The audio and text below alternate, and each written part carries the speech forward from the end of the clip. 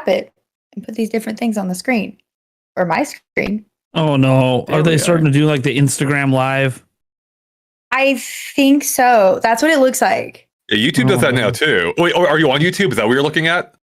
Yeah. Oh yeah, yeah. That's a new thing I just noticed like a few days ago. I do think we are live now, so don't say anything embarrassing or give away your family's secret recipe for cookies. I will not talk about my face rash. Your face rash. I can't even see it. It just blends in. It's smoothed over. There's some AI smoothing going on. I was kidding. No rash.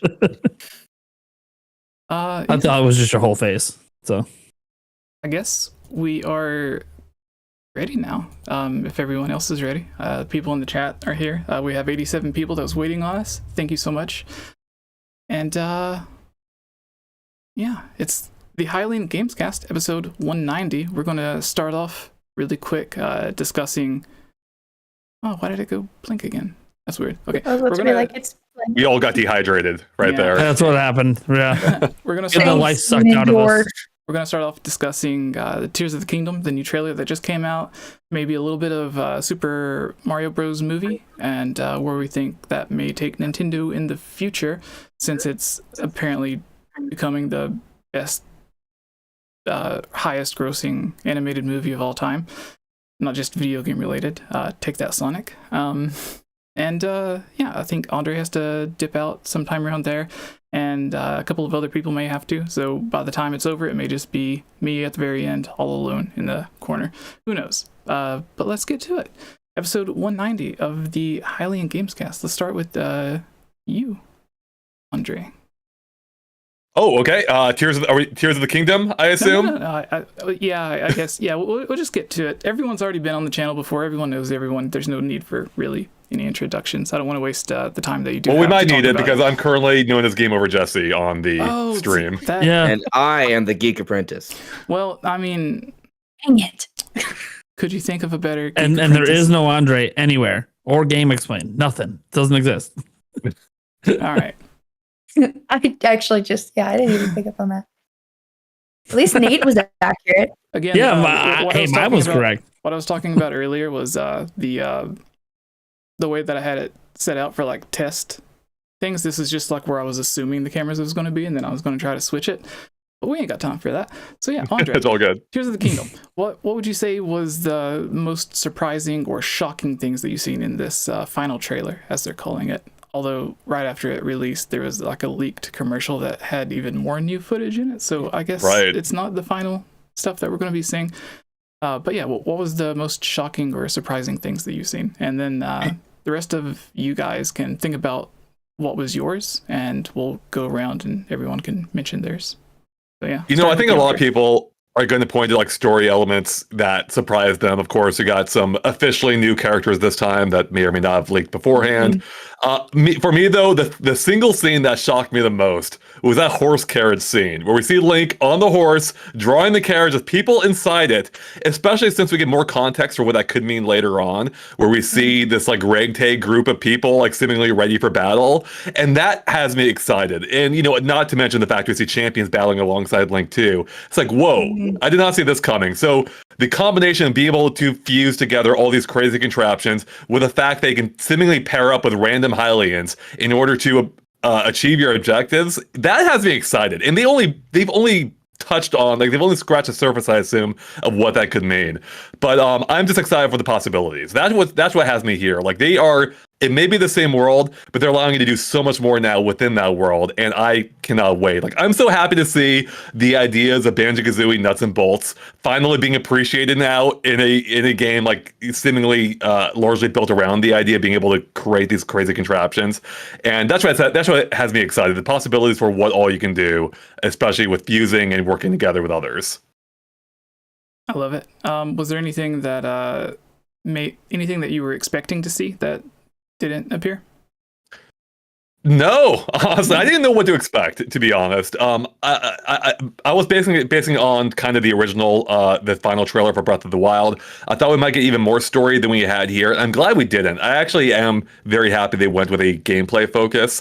And I was just so happy to see all the new environments, all the new moves they teased. Like, Link has almost like a flying squirrel suit at one point, and just it just constant surprises throughout gameplay wise, and that's what really had me excited. It's like, okay, they're definitively showing why this isn't just a DLC expansion. This really is an entire new experience, seemingly at least. And it all just stood out to me. All right, and moving on to you, Nate. I tuned in to I think everyone's live stream or pre-show before the trailer actually released. And I know there was a bunch of people in your chat comparing it to the final trailer of Breath of the Wild, where it was more cinematic and story evolved and stuff, which is sort of what Andre mentioned as well. But what were your overall thoughts and the things that you've seen that were the most interesting to you? But hold on one second. Apparently we have a couple of super chats. One from Mike Odyssey, $5. All hail the dream team of Zelda lore. And a second from Paul Gill Network for $2. Familiar faces aplenty. Here's to fun talk. Real quick, Jesse, I think we've gone black again on the stream. I don't know. We've gone dark. I don't know what that I think that may happen when you click away from the Discord window, it seems. It usually doesn't do that if it's not maximized. Like if it's minimized, then it still stays. But I don't know. I'll keep it like this then. All right. So this is why I use StreamYard. Yeah. Well, I had an issue with that. Anyways, Nate. what was your favorite things in there besides Buckethead? We can build a Rock'em Sock'em robot, it looks like. That is true. Yeah. I think it's more like Project Giant Robot from the Wii U. Yeah, dude, the arm going up and down. I'm just like, oh my gosh, it's the karate chop pushing the button on the back of the old figurines. What? Oh man. I mean, to be fair, I sort of suspected we would probably be able to do something like that. We just hadn't seen it. It's kind of funny to see they actually went all out with just build whatever you want. The trailer to me was, perfect for what Tears of the Kingdom needed for a lot of people that were maybe still on the fence. Because marketing is all about selling copies of games, and it was already selling pretty well. But it satisfied fans, it satisfied people that were maybe on the fence, still thinking maybe it's DLC, not worth $70 or whatever, because obviously they increased the price of the game. There was just a lot of surprising stuff in there. I don't want to say too much because all of a sudden I'll just describe the whole trailer and then no one else have anything to say. So I'll throw out there that I'm not hopping off that demise train yet. I'm just gonna leave it at that. All right, nice. Andres, apparently the last 2 times that we've had the podcast, you've been on here as well, and every time apparently the podcast has been cursed and cutting off halfway through a couple of times and having to reconnect. But if that curse is gone, maybe Nintendo broke that curse with revealing this trailer. Just blessed the world so much that it took away that curse. So why don't you go ahead and give your uninterrupted thoughts on the trailer? Let's see. Every time I talk for more than 60 seconds, it just... So here's the test. But there's a lot. There's a lot about this trailer. A lot. I disagree that it's demise, but we'll save that for a little bit later. But I do think there's some demise reference. But again, we'll get to that later. I do want to say my expectations were totally met with this trailer. Pretty much everything I thought we would see, we saw to some extent. Some of it's more hinted than concretely said, but I feel like we can kind of extrapolate everything we're sort of wanting from this game pretty much. So to me, it's like, it's hitting all the check marks. This rivals like the final Breath of the Wild trailer, which to a lot of people was kind of like the greatest trailer ever. So I think this is a very, very good one. But I do want to say something that excited me, that did surprise me, like you, Andre, is the sort of battle element.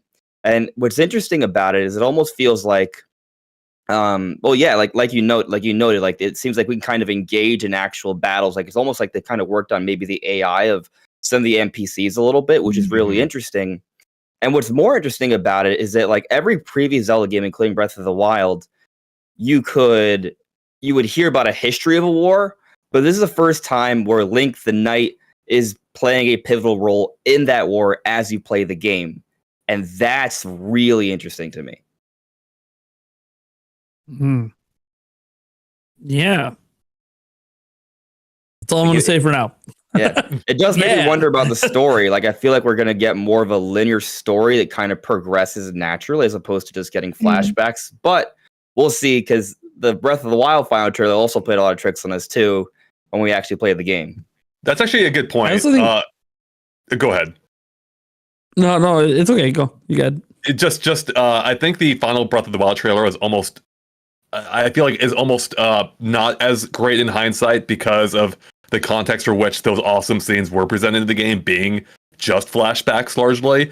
And I'm hoping that's not the case here. Like, we saw a lot of cool scenes.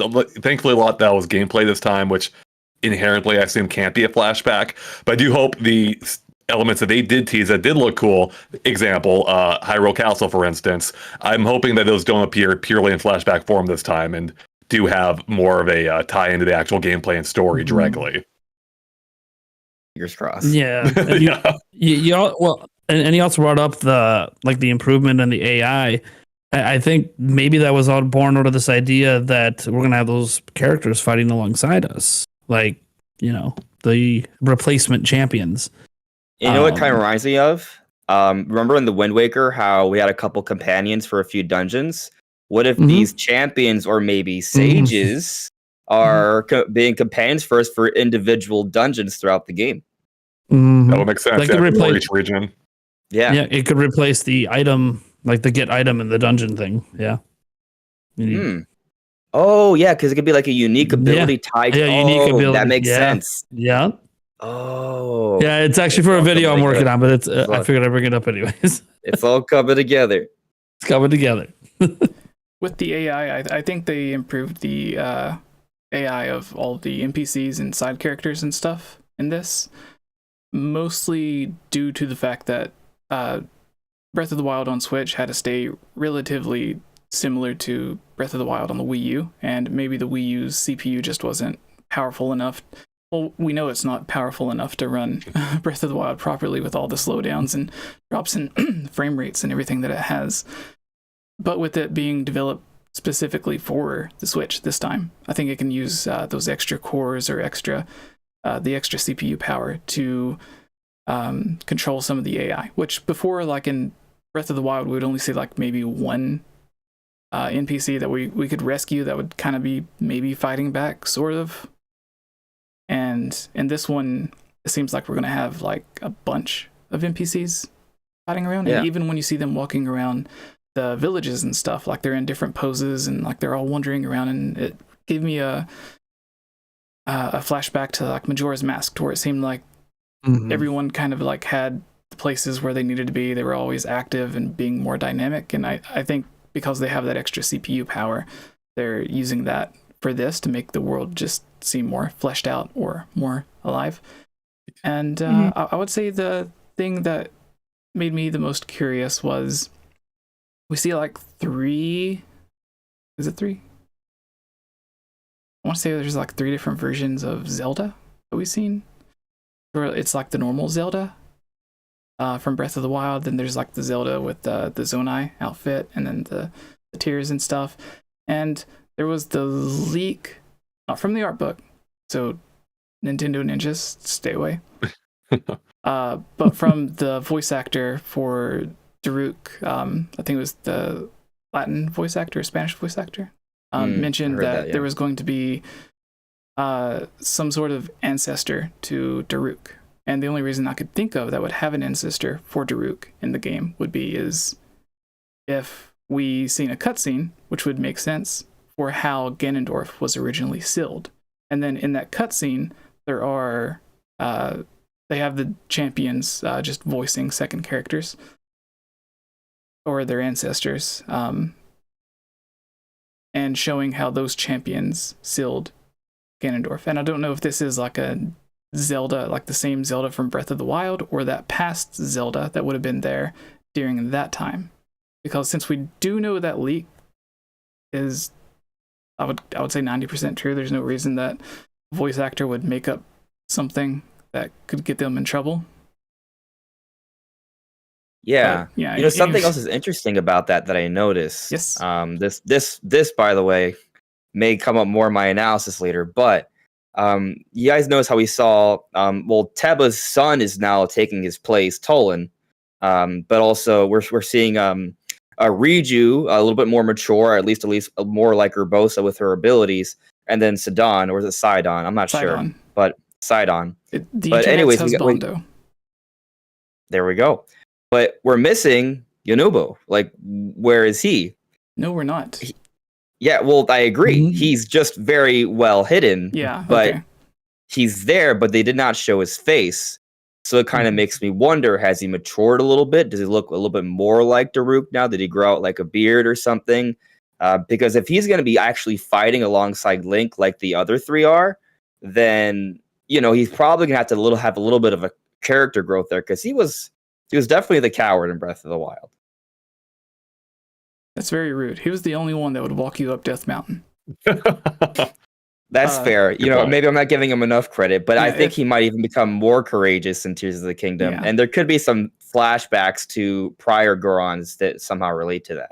Yeah, it would be great if they gave not just him, but each of the champions and different minor characters a little bit more character development. I mean, I would personally be really sad if Joe wasn't voicing on this game again, like he was in Age of Clems and Breath of the Wild. But whether it's Daruk, Yunobo, or whoever, and we did get that hint of Yunobo. It was like his older pressure thing, that the weapon that he has. I forget the name of it, but we see like the edge of it for like 2 frames towards the end of the trailer. So I do hope he's in there. I do hope that. But Geek, you haven't gone yet. I have not. How are you? I was actually I'm good. I was actually gonna piggyback off of something you said, Jessie, because you were talking about all the different NPCs. I mean, obviously, a few have said it already. But between the wagon that Link was pulling on horseback and the NPCs seeming to work with us in the battlefields, to me, that suggests something I'm excited about, and that is better side quests. I have a feeling there's going to be a lot more opportunity for side quests, especially since the NPC AI is probably going to be 10 times better. What was the other thing I was going to say? I guess that was the main thing, was all the battles. But just another thing that didn't shock me in the trailer, because I didn't notice it till later. Actually, I can't remember who pointed it out to me. Someone pointed it out to me in that tiny little clip where Link is on like some sort of Sheikah platform and being shot up, that he has a Sheikah slate. So to me, I was like, oh, okay. Because I was like, there's no way that we're not going to have any of those abilities. I rely way too heavily on my remote bombs. I am pathetic when it comes to battles. So I'm excited for getting the Sheikah slate back, along with these hand abilities, and also just having really good side quests. Because even if Majora's Mask isn't my favorite game, there's absolutely no denying how amazing those side quests were. And I think a lot of us had that same complaint of, we love the world of Breath of the Wild and how big it was and how immersive it was, but because it was so post-apocalyptic, every now and again, it wasn't that it felt empty, but it wasn't as story-driven as we would have liked. And I liked the story. I was an advocate for the story, but I'm also an advocate for it being a little bit better. So I'm quite excited for that. Did you guys see on the website that they confirmed? Well, they confirmed a lot of new things. Like how Ascend can go through certain enemies, which, okay, that's interesting. But also I didn't see that. Oh yeah, Okay. I didn't see that either. I'm usually like checking their website. That is so for cool. a bunch of random stuff, but I haven't seen that. Yeah, but also they said new towns. They can. Oh, I mean, I that's, did see that. Yeah, I did see that part. fairly predictable, but it's confirmed. Like, I wonder what those new towns are. Is that just like the few tents we see in Destroyed Castle Town? Does that count as a new town, or is there other areas? That better not be a town. That's a settlement. That's not a town yet. Yeah, I Maybe swear. you can build into a town though. That like if they go like full Terry Town in this world, you can expand these settlements. That'd be a really fun mechanic. Yeah. I Plus, agree. they have those tents like in the middle of Castletown, the ruined castle. Like, hey, let's rebuild that. There's a town that's new for this game. Right. That'd be We've cool. seen a lot of rebuilding areas, a lot of like little foundational pieces to mini houses. Like it feels like all the people ending in Sons are gonna have a lot of work to do in this game. We do have a quick super chat from, well, I think actually we have 3. I'm sorry. 2. Well, maybe we do have 3. I thought I said Mike 3. for $5. who I completely disagree with him. But thank you for the super chat anyways. I'm sure other people in I here do may too. agree with you. 1000% that was Demise with the longer hair than Ganondorf shown after. And when he referred to rebirth of a king, he was talking about Demise. Laugh out loud. No. Then we have Disagree. Zora Sapphire 1701. Do you think Mart Mercer voicing Ganondorf suggests they are moving towards a Zelda movie in the future? Would they choose such an A-lister or a one-off? And then $2 or no, $1.99 from Chris. 99 cents. Chris L or Chris I. Hi Chris. But yeah, let's start with the first one. Demise. Do you guys think that's Demise or no? No. I think But that's him with his hair down and then with his hair up. yeah, so my take is that if you look at the scene with the red glowing hair, one, it's not fire. It's red glowing hair. He does have a horn. But if you look at the second scene where we see the Ganondorf, because Ganondorf's confirmed, like there's no debate there. The question is there both? And the thing is, that scene that people are thinking is Demise, if you look carefully, it's the same area as Ganondorf. You gotta just look at the walls behind him. Also, the jewelry on the right arm, you can make out somewhat under the Malice cloak in the first shot with their glowing red hair. The same jewelry on his right arm when he shows off as Ganondorf. So it's the same body, same location. That to me says it's the same thing. It's unlikely that another character would be standing in the exact same place in the same trailer. That said, I do believe that there are clearly references to Demise. I think going with this more demon-like look, this intensity, the stature of him, like they're paying homage to him, but it is Ganondorf. Yeah, I almost wonder if, like, I don't even know if it's worth drawing a distinction. Like, it really just depends on how Nintendo treats it. But I feel like it can be both can be true. You know, a Demise can be involved at some level, and it's still just Ganondorf at the same time. When I saw that, like, I thought it was immediately evocative of Demise, whether or not it literally is him in the flesh or whatever. My only hope, though, is that this is suggesting a really good final boss battle this time, because that entire sequence of Skyward Sword was amazing. And if they have anything akin to that in Tears of the Kingdom, sign me up, because I thought the final boss of Breath of the Wild was a little bit of a letdown. So I'm really hoping they're just building something far grander here, especially they are possibly teasing elements of, you know, Demise with Ganondorf. I totally agree with that. I mean, they're giving him a voice, like, so it's an actual personality. Great point. Yep. Yeah. And one of the things I loved about like Ocarina of Time was that Link and Ganondorf kind of built up a rivalry throughout the game, which to me I think helped to kind of support it as like one of the best endings to a Zelda game. Right. So if we get something similar here, there might be an epic battle. He even has a sword in that art, so there could be something there. Can you imagine a final battle in which Ganondorf is actually talking during it, like taunting Link, for instance, perhaps? Or yeah, but then he gets mad, his hair breaks off, becomes the glowing red, the horn comes out, and that's like the next stage. There we go. Yeah. Oh, that just sounds so epic. I do think it would be a little bit silly to deny Demise in any form, so I agree that he has to be. I mean, I guess technically with Skyward Sword, he's been in every game. His hatred has manifested in multiple ways, but especially when you consider that, not that this is exactly a trilogy, but it is 3 games with, I'm always going to pronounce it wrong, the Furubayashi? Question mark? Yeah.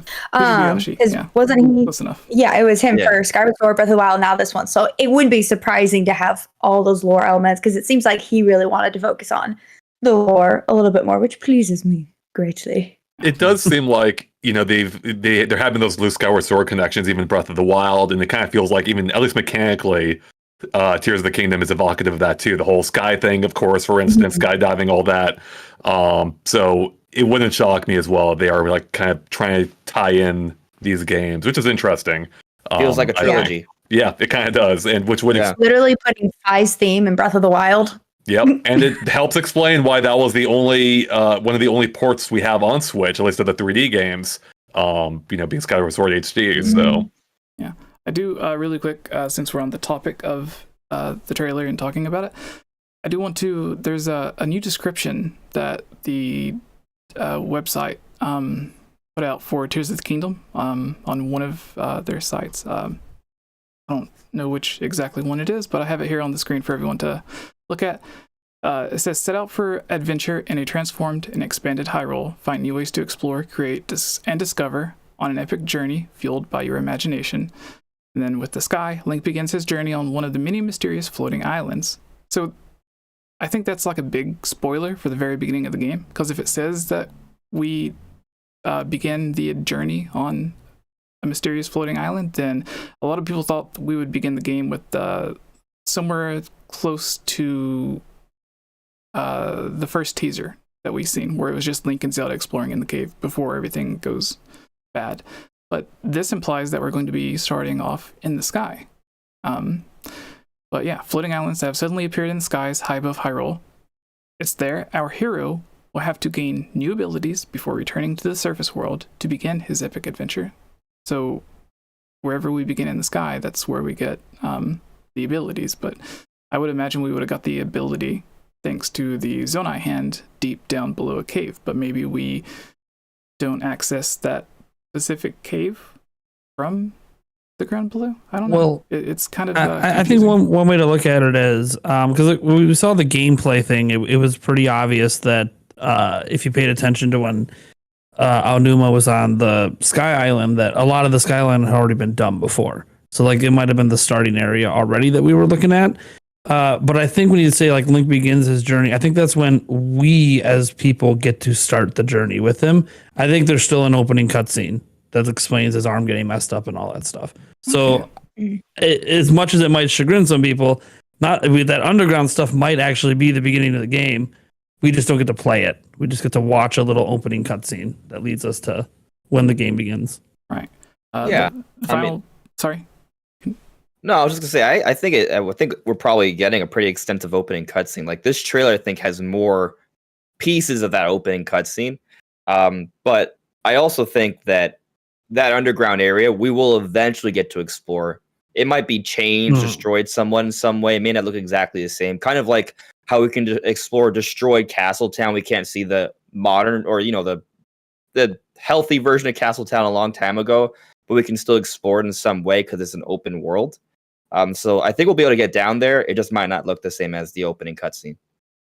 I don't think you guys realize how big of a turn this would be for Zelda if we have an opening to the game in which Link isn't waking up.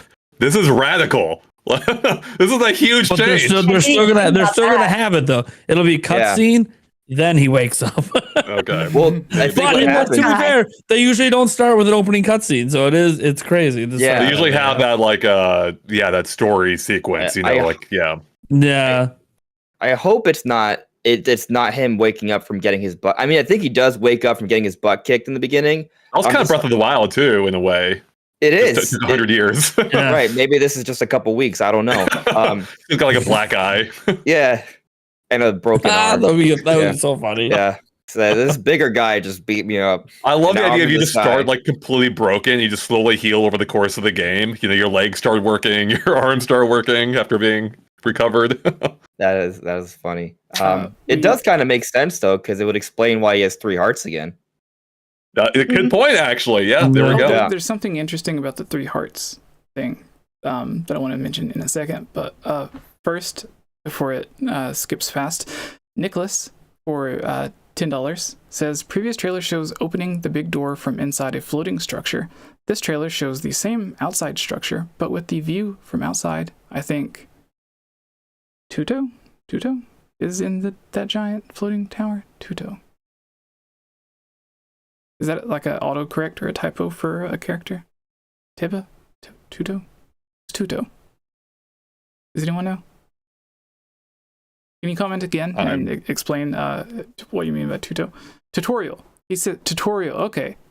Everyone in the chat. Okay. There you go. Everyone in the chat makes is more confirming my 1 IQ score. So, I guess Maybe there's a character that is named Tuto that helps you throughout the tutorial. Well, I was kind of thinking Like of the dog Navi from- in Ocarina. Yeah. Exactly. Genius. I was thinking of the dog from Fable? They didn't answer if we could pet the Taito. dog.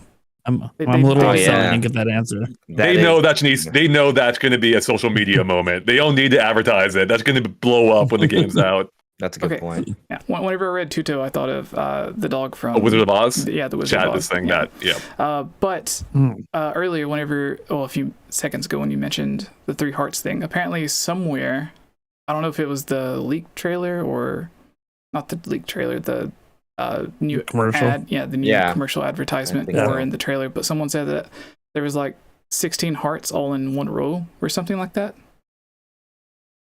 So like That's a lot. yeah, instead of like It's a lot, yeah. it So was- just 32. yeah, it was either like 13 or 16 or something like that. But instead of like, I think it was 16, but it was like all in a single row whenever they were doing it. And that could just be from like beta gameplay they recorded where they just had it in a single row instead of, who knows what they do. But I thought that was a bit interesting. Whenever I seen that, it was an image someone posted on Twitter that I thought was Yeah, it kinda might cool. imply, if we assume we have more hearts, it might imply that this is a bigger game with more challenges, which I think makes sense because they've been working on this game for 6 years and it's a sequel, which typically sequels tend to be a little bit more harder with more challenges. Yeah. Yep. And a lot more variety going from like your low end enemies to your high end enemies. Like the high end might, we've gotten smoked, but there really wasn't as much variety in Breath of the Wild. It was either they barely hit you or they almost kill you.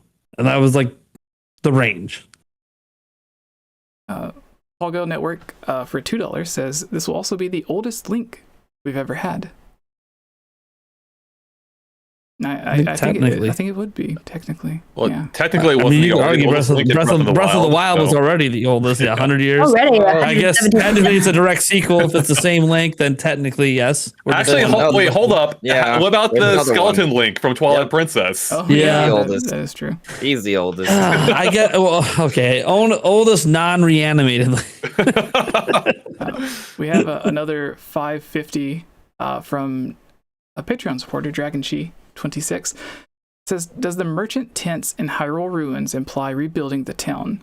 This just being the first phase that we see, rebuilding the town would be badass. And I agree. I remember there was an interview. I can't find it anymore, but we talked about it on one of the podcasts a long time ago when we were going over cut content for Breath of the Wild.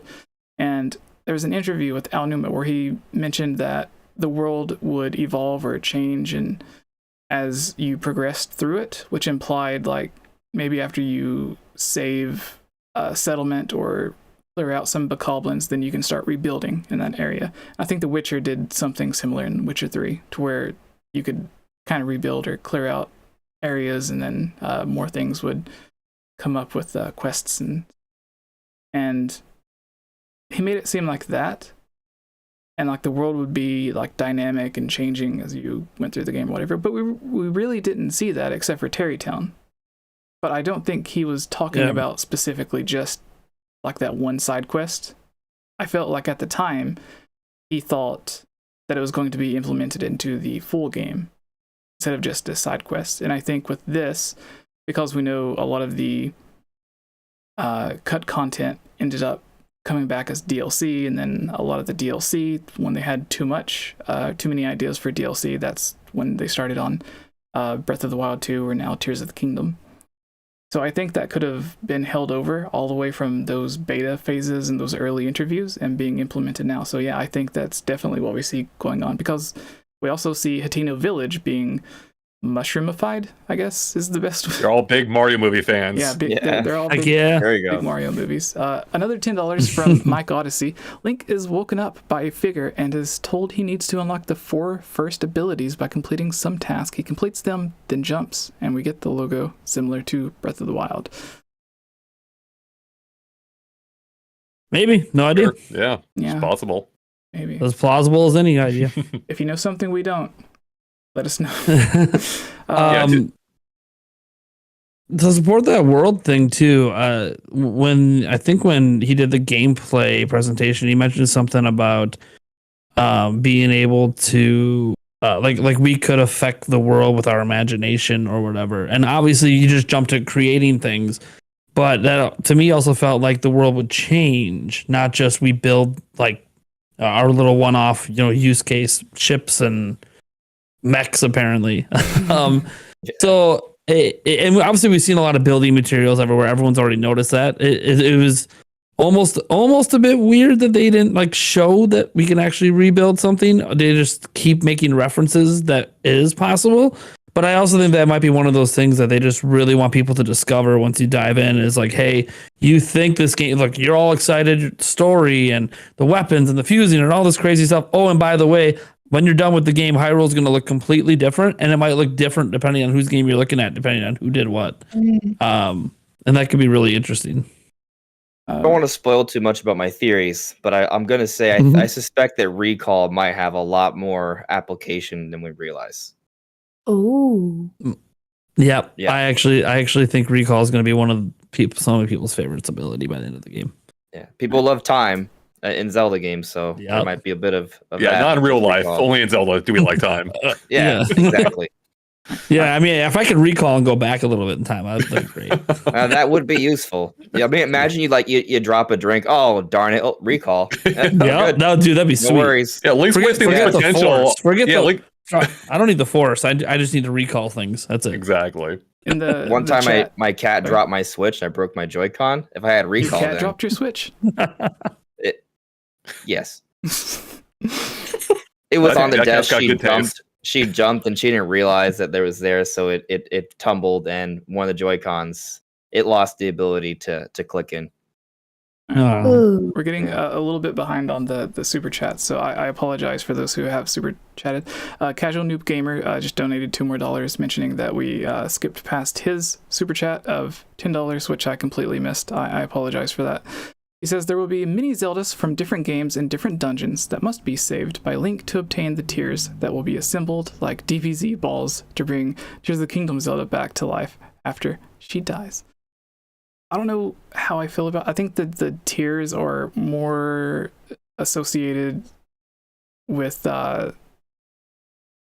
similar function that the medallions had in Ocarina of Time, the Sage's medallions, because we later on in the trailer we see the different tiers with the different the different races or whatever. I don't think they're champions in this game because there's no point in having champions, because from what we know there's no divine beasts, and the only reason they were called champions was because they piloted the divine beasts. So maybe they go back to sages in this game. But I don't know about the different Zeldas, but that would be interesting. We do see like different versions of Zelda. One Zelda looking the way that she normally does, one with Zelda looking kind of the way she normally does, but in a ZOEY outfit and like the teardrop color below her eye. And then later on we see a more tan with like sort of a purplish hue. So like maybe the color of the ZOEY race, with the same outfit and the same teardrop. So there's like 3 different versions of Zelda there, but I don't think any of them are from past Zelda games. You were talking about the tiers, and I don't know how many people have realized this, but in Nintendo's tweet, it's a lot more obvious because it's like one of those more clear, less compressed images, but we see a good look at Gandor's face, and the jewel in his head has a red tier. Which, how does that apply to our sages and their colored tiers? I don't know, but it looks like he has one on his head. All right. I'm not surprised. To try to get through all of the super chats really quick. Azura Sapphire, earlier we mentioned her previous, but we didn't go over it, about the Matt Mercer question. So about the voice acting and possibly a Zelda film, because we know that the Mario movie did really well, and I don't know why you would not follow up on that with Donkey Kong, a sequel to Mario, or an entirely different IP that Nintendo owns. Because with that much success, you would kind of have to be dumb to not want to try something else, since it went so well. And yeah, Matt Mercer. I'm not too familiar with who he is. I know there's a lot of people that guessed that was him originally in the trailer. He's done like Chrom and Fire Emblem. He's also been in Naruto, and he's been in a whole lot of stuff. He's actually one of the biggest voice actors out there. The thing There's also if you go to his Wikipedia, he's got like just credits and a ton of stuff. Okay. I seen that he was in or he did something for Critical Role, was it? Or am I mistaken? I thought I read on his Twitter that it said something about Critical Role or something. He did something for like some YouTube channel, or he was part of it or hosted something. I don't know. I'm sure the chat will correct me. But there was a fan probably little short of Zelda where he played as Ganondorf. There you go. I think if they did do something Zelda related, that it would, the expectation would be to get the voice actors from the video game to play the voice actors from the Breath of the Wild, Age of Clams voice actors playing whatever they decide to do in the movies, because some of them, especially in the English translation or localization, apparently did such a great job that the ones that played the champions, and especially in Sean's case that did Teba and Rivali, they got him to do a third voice, the Great Deku Tree, and like Daruk did Yunobo, and yeah, so like everyone played whatever the younger version was, and even the voice actress that played Impa did the young and old version of Impa that we see in Age of Calamity and Breath of the Wild. So apparently they're maybe it could have just been them trying to save money on the localization process, so just paying a little bit more to get them to do a little bit more lines since they were already there recording. But I imagine that they would more than likely go for those characters. Not that if they did make a movie, they would be Breath of the Wild based, but I think if like there was like some important Goron character like Daruk or whoever, Darunia, I imagine that they would go with the same voice actors that they have, since Nintendo themselves, I think whenever we interviewed them, they mentioned that they didn't know it, but like in Japan, like Nintendo of Japan, were listening in on the call while they were doing their auditioning and going back and forth with the people in the studio that was actually recording and doing all the work for the voice actors that were auditioning. So since they were the ones that picked those voice actors, I imagine they would be okay with them doing a movie. But they could go with bigger stars like they did with the Mario movie, where they had Chris Pratt do Mario, which I don't think was that bad. As like there's a lot of people that was like, oh my gosh, this is the most horrible thing ever. But then it turned out to be kind of good. And then the original voice actor had a bunch of great cameos throughout. So I think it kind of got the best of both worlds, I guess you could say. But yeah, those are my thoughts. But what are you guys' thoughts? I don't think it. I don't think game casting. 10 minutes left for you, Andre. Yeah, I could probably stay a little bit longer. So I'll get to the Mario movie segment at least. I don't think the casting for the game affects the movie one bit, if there is even a movie. You know, who knows at this point? I think Nintendo, whatever, you know, we don't even know who would be making the movie, whether it's Illumination or someone else. But I think largely that's going to be a Hollywood-driven decision. They're going to go with bigger names. You know, I'm not super up on my like voice actor knowledge. I'm familiar with the bigger names. I had never heard of Matthew Mercer before. That speaks more to my own ignorance than anything. But I think that is probably not an uncommon scenario for most. For a lot of non-game fans or a lot of animated fans, perhaps. And so I think they would absolutely go with like a more well-known name for these characters. I think the Mario movie indicates that. They literally didn't use the voice that everyone knows from Mario in order to go with a bigger name. And yeah, he worked great. I loved it. But I think that kind of just shows where they would go, and it would be a whole different cast. They may keep them in cameo roles, but yeah, I don't think it really means much for a movie. I think the casting will be handled by an entirely different team. I mean, you look at what Jack Black provided for the Mario movie. Like, had they picked like another person to play Bowser that wasn't known, they wouldn't have been that. It brings a whole other level of attention to the movie. And I think it wasn't like they just picked them for fame though, because I think most of us who saw the movie at least would think that the voice acting was pretty good. They did a great job. So I agree. It's probably just going to be famous actors.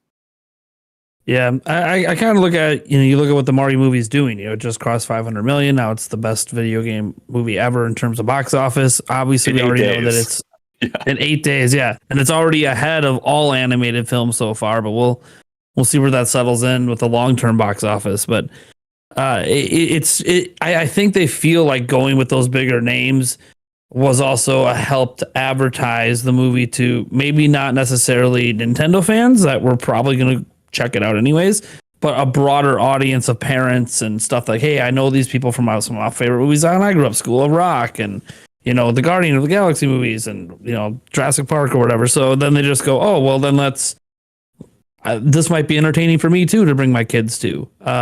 So I kind of think that that's an approach that they just literally just saw it pay off with Mario. And that's probably a multitude of factors that made the movie as big as it is.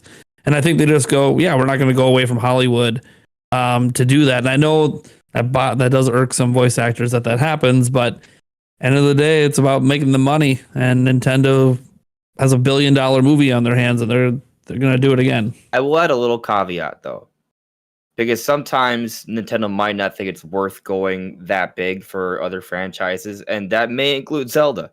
They may not think they may be able to pull off a mainstream Zelda. I'm not saying I agree with that, but let's say we're to go in a different direction.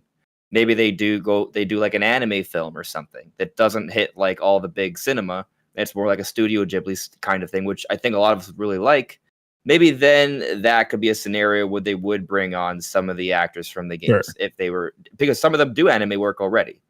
I don't think that's the likely scenario, but I'm just kind of posing it as if they went with like a Castlevania style Netflix series, like I mean, you're going to go with the pros that do this, because you're not selling to a box office. It's a streaming service. Yeah, that's actually a really good point. I guess it depends on the scope of it. If we're talking full Hollywood movie, they go with Hollywood stars. If we're talking smaller scale for like Netflix or something, which could be awesome in its own right, then I think Jesse, your points could very well be valid here. So, all right, I'm sorry for Geek. I know you haven't been able to answer in a bit, but we're gonna save a bunch of the other super chats for the Zelda mailbag, because no one will like my answer anyway. If we keep I can tell you that right now. Andre will never get the chance to head out if we keep going through all of this. You just keep delaying the Mario movie stuff. Yeah, so I respect it. And that was one of the main reasons that I wanted him to come on, was to his love for this Mario movie. I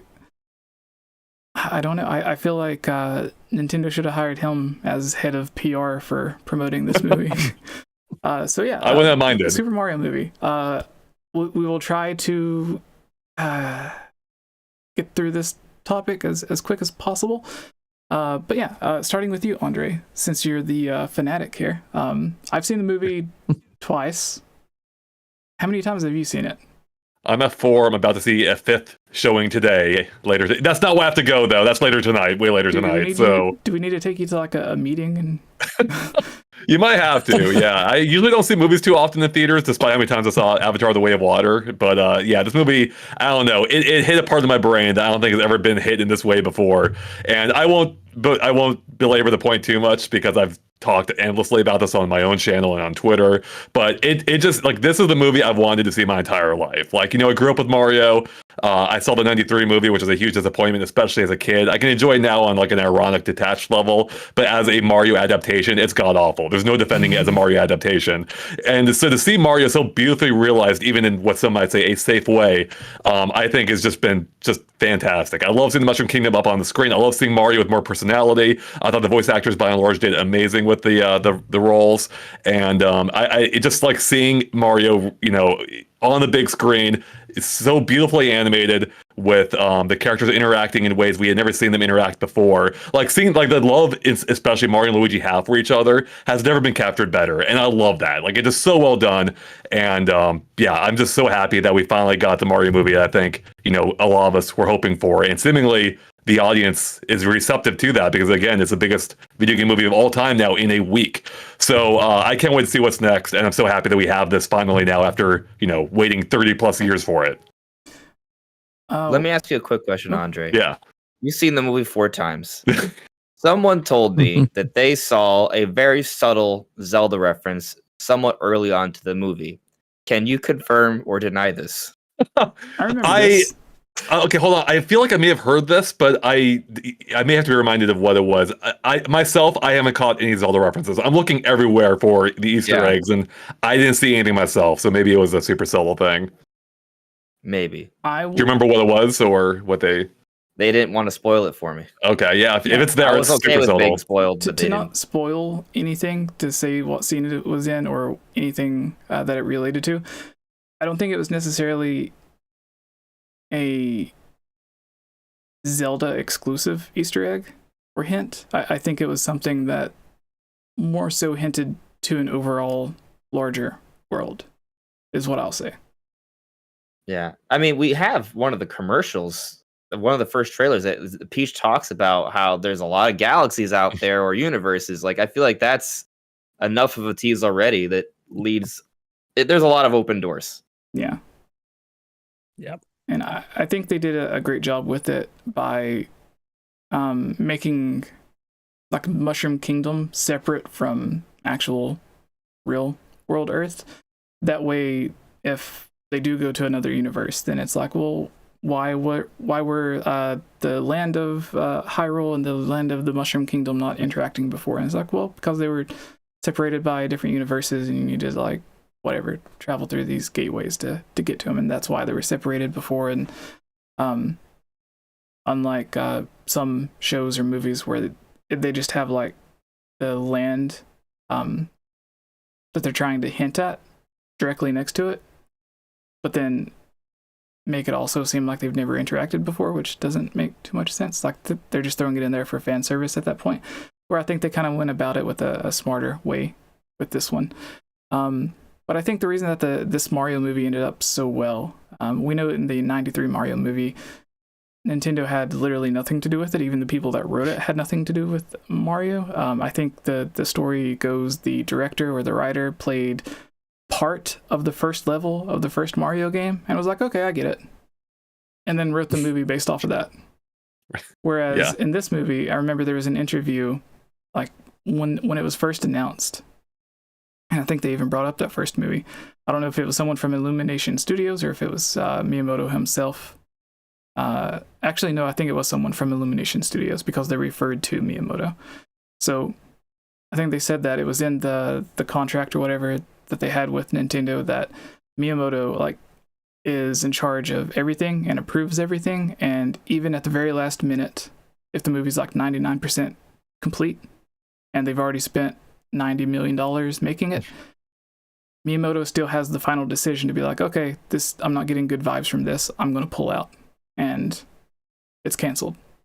So like that was actually in the agreement. So I think the fact that Miyamoto was in charge of saying, okay, yeah, this makes sense, all that, I think that really is what kind of made it kind of stick together, because the way that they incorporated like Donkey Kong and Mario and all the different side characters and stuff from the various different games and everything, and even including Mario's family and stuff. The one thing that upset me about the movie was at the very end, after everything gets saved and stuff, Mario and Luigi's parents. No, well, of course, everything gets saved. Yeah, I thought they all died. You have to watch the wrong movie. His parents come up to them, and his dad like yells out something. Like, I'm proud of you or something. Oh, yeah, it's like, oh, Mario, I'm so proud of you, and hugs him and doesn't mention anything about Luigi. And I'm like, he literally went through the exact same stuff. Why are you not giving Luigi a hug or like giving thanks to him? What's going on? I didn't. I think, I'm going to watch it again now with this in mind. But I think the dad basically blaming Mario for them investing their entire life savings in the business? Mm-hmm. So maybe that's why. Like, he was more carrying your brother down with him. Yeah. That was it. Yeah, I think he was more inherently disappointed in him for leading Luigi down a path. And I think he could see, that, oh, maybe I was wrong about that. So. All right. Yeah. Geek, have you had time to watch the movie yet? Have you been able to watch it? No, I haven't gone to see it. Gone to see it. I probably will eventually. I'm the person that doesn't want movies made out of video games. However, I can't deny the trailers look fantastic. So I think if there's any video game movie I'm gonna like, it's gonna be this one. I fell asleep during Sonic and I fell asleep during the Pokemon ones. I was like, I'm bored to tears. But that's such a out there opinion that I know is like so minimal. That's awesome. That's But the first time probably I've ever will heard see that. it That makes me smile. eventually. What? Falling asleep during the Sonic movies. I didn't care for it, but I also wasn't a huge Sonic fan, and I was never really invested in Pokemon. But I do think what I'm assuming has made this movie work is the fact that they did invest money into good acting, good writing, a good company, and I think that's where I've always feared video game movies, is in the sense of like, well, if you're not going to go all out, it's just going to turn into a really crappy fan fiction, which I'm sure the other movies were great, they just weren't my taste. And that's where I actually differ on Zelda. I really don't want a Zelda movie, especially not in the style of like animation. I'm someone who would want like a dark live action type film, but I know Like some Lord things of the wouldn't Rings translate. or Witcher. I guess. Yeah, Like probably. that But I IGN know there's some trailer things about from Zelda that wouldn't 15 translate. years ago. We had No. we had Pear on the. Sorry to interrupt you, but this will just take a second. Oh, it's storming outside. Interesting.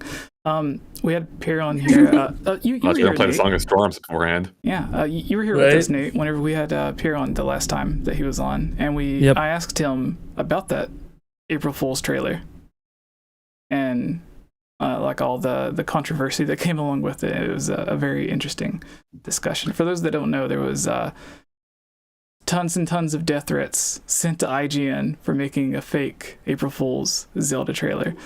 That But it was sent because it looked good at the time. yeah, It for looked the time, pretty it looked awesome. good, yeah. It disappointed people at the time that it wasn't real. And think of this is at the time. Today, I don't know if it holds up as well, but Yeah. I think back then it YouTube felt was like, less whoa, common then. whoa, this is a big deal. This was back when we were believing like really weird looking screenshots from magazine scans way back in the day because we had no idea what the internet was and how to fake things. Mhm. Like in Smash Melee, yeah. Yeah. That's true. L is real. It was a trendsetter.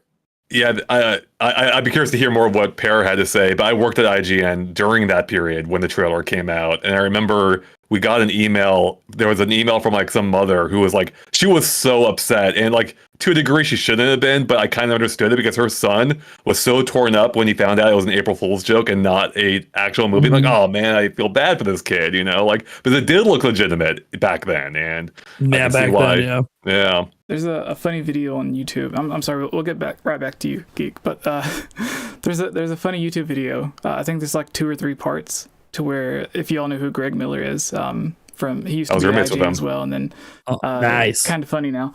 He was reacting while he was, I guess he was working at IGN at the time as well, but he was reacting and reading out emails and stuff that people had sent him, or voicemails that people have called and left, and he was just like reading them out, and like some of them there's just like a bleep every 2 seconds. And then he would just like troll them back and be like, okay, I don't know, it was, of course he made it a lot more funny, but it was basically like, we're going to take legal action, there's no reason that you need to come here and poop on my face or whatever. Yeah. That's a polite way of some of the emails that they received. Right. But yes, Geek. Yes, continue. Sorry. I didn't really have much else. I just know I have like the minority position when it comes to game movies, but I do want to see the Mario movie eventually. Because like I said, I watched the trailers and I was like, okay, I need to eat my own words because this actually looks really good. I it's just would my say husband and I are in the middle of moving, so I would say your opinion probably wouldn't have been that controversial like a decade ago, because video game movies had not done well with video game fans in a long time. But now Yeah, video ever. games aren't as like, that's what all the nerds play. Video games are now a lot more widespread, so there's more of a budget Mainstream. to make better movies. I made a video a long time ago. I don't recommend watching it because it was my first video, so we all know how first videos look. Not good. And my main thing was always, I don't want it to turn into a fan fiction. But there's one thing I would change about my opinion back then, and that's I still stand that I would prefer a live action Zelda movie because I'd like something grittier. But I also recognize Zelda has so many cheesy, funny moments. Wind Waker is one of my favorite Zelda games. And one of the reasons I think Zelda always stands the test of time is because they choose to not go the realistic route. I mean, they did with Twilight Princess, and I still think it looks cool, but it hasn't aged as well. But yeah, just it talking in circles, but Zelda creators have made the right choice by always keeping a little bit of that cartoonish look, because I'll look at some of the games my husband plays, and like there's some animations now, like Red Dead Redemption, where I'm like, okay, that's actually really impressive. But there are other games that I'm like, is that what the humans look like in this game? This is like first year Pixar that I'm looking at, and I'm scared. Right. But yeah. I think you brought up a couple actually really good points there. Like one, the fact that, I mean, I guess to kind of maybe counter the fan, I mean, I guess it is literally is fan fiction to a degree, but the fact that people now who are making these things grew up with these games and experiences, like they actually are fans that care about the IP, is a lot more than we've had in the past, where they were done by older people in Hollywood who didn't care at all about the game. So we are actually getting that the things that meant something to people coming from the fans of it now. But also beyond that, you touched on how like they're now actually working with the creators of the source material. Like the fact that Shigeru Miyamoto has been making games for 40 years now, he's still alive and helping out, helping adapt his creation for the big screen is awesome. And we actually just saw this recently too with The Last of Us. Basically two great back-to-back adaptations. And the things they have in common is the fact that the original creators are involved. Turns out that's an important thing.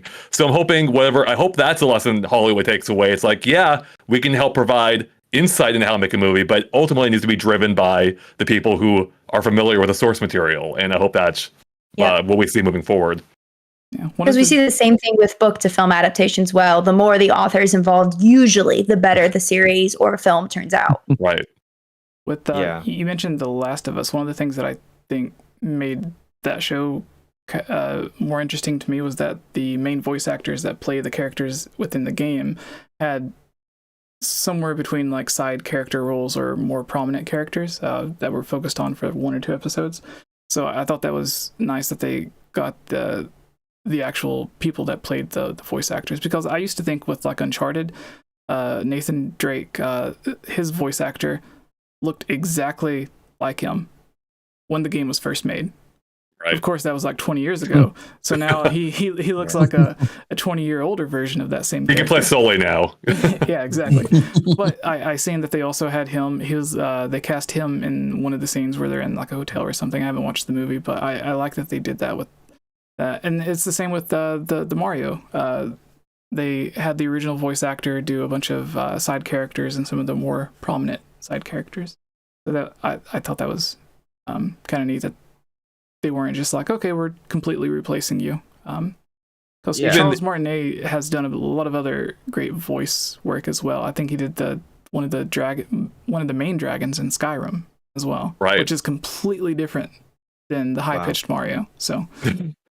And to build on that point even more concretely, in Last of Us, they had the actress for Ellie from the game playing Ellie's mom in the show. And they did the same thing for the Mario movie, where Charles Martinet is playing Mario's dad. And I think that's such a cute way of like representing the importance of these voice actors to these characters literally being their parents in the adaptation. Mm-hmm. And the way the Mario movie handled it was like, I thought, really well done. Yeah, exactly. It is. Bingo. All right, moving on to you, Nate, and then we'll get to you, Andres. Nate, how many times have you seen the movie? Do we need to have an intervention for you as well? No, I don't think I'm going to see it again until it comes out, because I just don't feel like emptying my bank every day to go watch it. But it's the thing, like I'm going to buy it. Look, the movie is fantastic. I have very, very little complaints about it. Any complaints would be like super nitpicky that don't really matter. The movie made so many references, which I mean, I said this right after I saw it the first time on Wednesday when it came out. I was like, man, like video game fans have been waiting for this. Like this is the movie for Nintendo gamers that. Even if you're just only vaguely aware of Mario and you're more of a Metroid guy or a Pokemon or Pikmin or whatever you're into, like this movie did such a good job in not straying extremely far from the source material while also maintaining a connection of originality and just creating this really fun environment that it's, again, so hard to talk about a movie without going into spoilers, but That's, Well, that's everything the hard survives part in the about end, you know movies. that. I don't Like the care. entire movie's a spoiler because it's whatever, but it's just incredible what they did, and I'm really looking forward to what's next. There's clearly going to be more coming, whether that's the Donkey Kong that's been rumored or whatever they go into. I am super stoked because a lot of people were even tepid with Illumination being the one because they weren't really into like Illumination's prior works necessarily. But even them, it was fantastic. Their animation work was top tier. The way the world was realized, like we've never seen the world realized in this way. This is like what we would dream like we'd see a Mario game look like before we die, except now we get to see it, and that's incredible. And I'm just it blew my mind sort of in the way that like Avatar kind of did. You go to Avatar and it's like the best of the best. Takes 15 years to even render out the scenes so we can even get the second movie. Which is, I mean, and if you guys haven't seen the new Avatar movie or the original, like there's a reason it took so long for those movies. But while it's not quite obviously that level because they're not trying to make realistic CGI, it is at a level that I've never seen Mario at before, and my jaw was on the floor. I almost cried literally in the opening cutscene. Like I call it a cutscene. I can't get away from games. It's a movie. The whole thing's a cutscene. Yeah, there's your Switch Pro right there. The Switch Pro There you visuals go. on the screen. I remember, I think it was the Nintendo Direct that the Illumination was a part of. Whenever they showed off that trailer during like that Mario Direct thing that they had for it, whoever it was at Illumination said that they literally created a brand new lighting system and like some other stuff that they used for the whatever engine, I don't know, that they used to render out this movie, that they literally created new technology specifically for this movie, which is kind of the same thing that Nate was saying with the second Avatar movie, that they created new technology and everything, and that was the reason that they did take like that 15 years, because he was like the equipment that they needed to make the movie he wanted to make literally didn't exist 15 years ago. So they had to spend 10 years testing and retesting to get it to actually work, and then they were able to make it. And even in that movie, like the funniest thing that I've seen is like because everything's almost CG, but there was like one review that I seen where someone mentioned something like the water looks more wet than real water. And I'm like, what does that even mean? The water looks more wet. Too much HDR. Too much HDR. More real than real life. Yeah, Andres. Mario, have you seen it? Too Have I seen it? uncanny. Yes, unfortunately, I've only seen it once. Okay, I thought I've you were going wanted to to say see it more. unfortunately I did. No. The Mario movie is incredible. I think it's amazing. There's so many moments that made me happy. I'm not going to spoil it a lot, hopefully, but I will say that I feel that the more of a well-rounded Nintendo fan you are, the more you're going to enjoy the movie, because it's just chock full of references. It's so dense. It's insane. And I think they struck the right formula. It's fast paced. So a lot of people complain about how the story feels rushed or what have you, but I think they made the right decision, because the idea was to appeal to as large of an audience as possible. And with it being 90 minutes, you can get through it quick. Maybe you won't fall asleep. Maybe it depends on the person, obviously, but for a lot of people, this movie is appealing. It gets a lot done.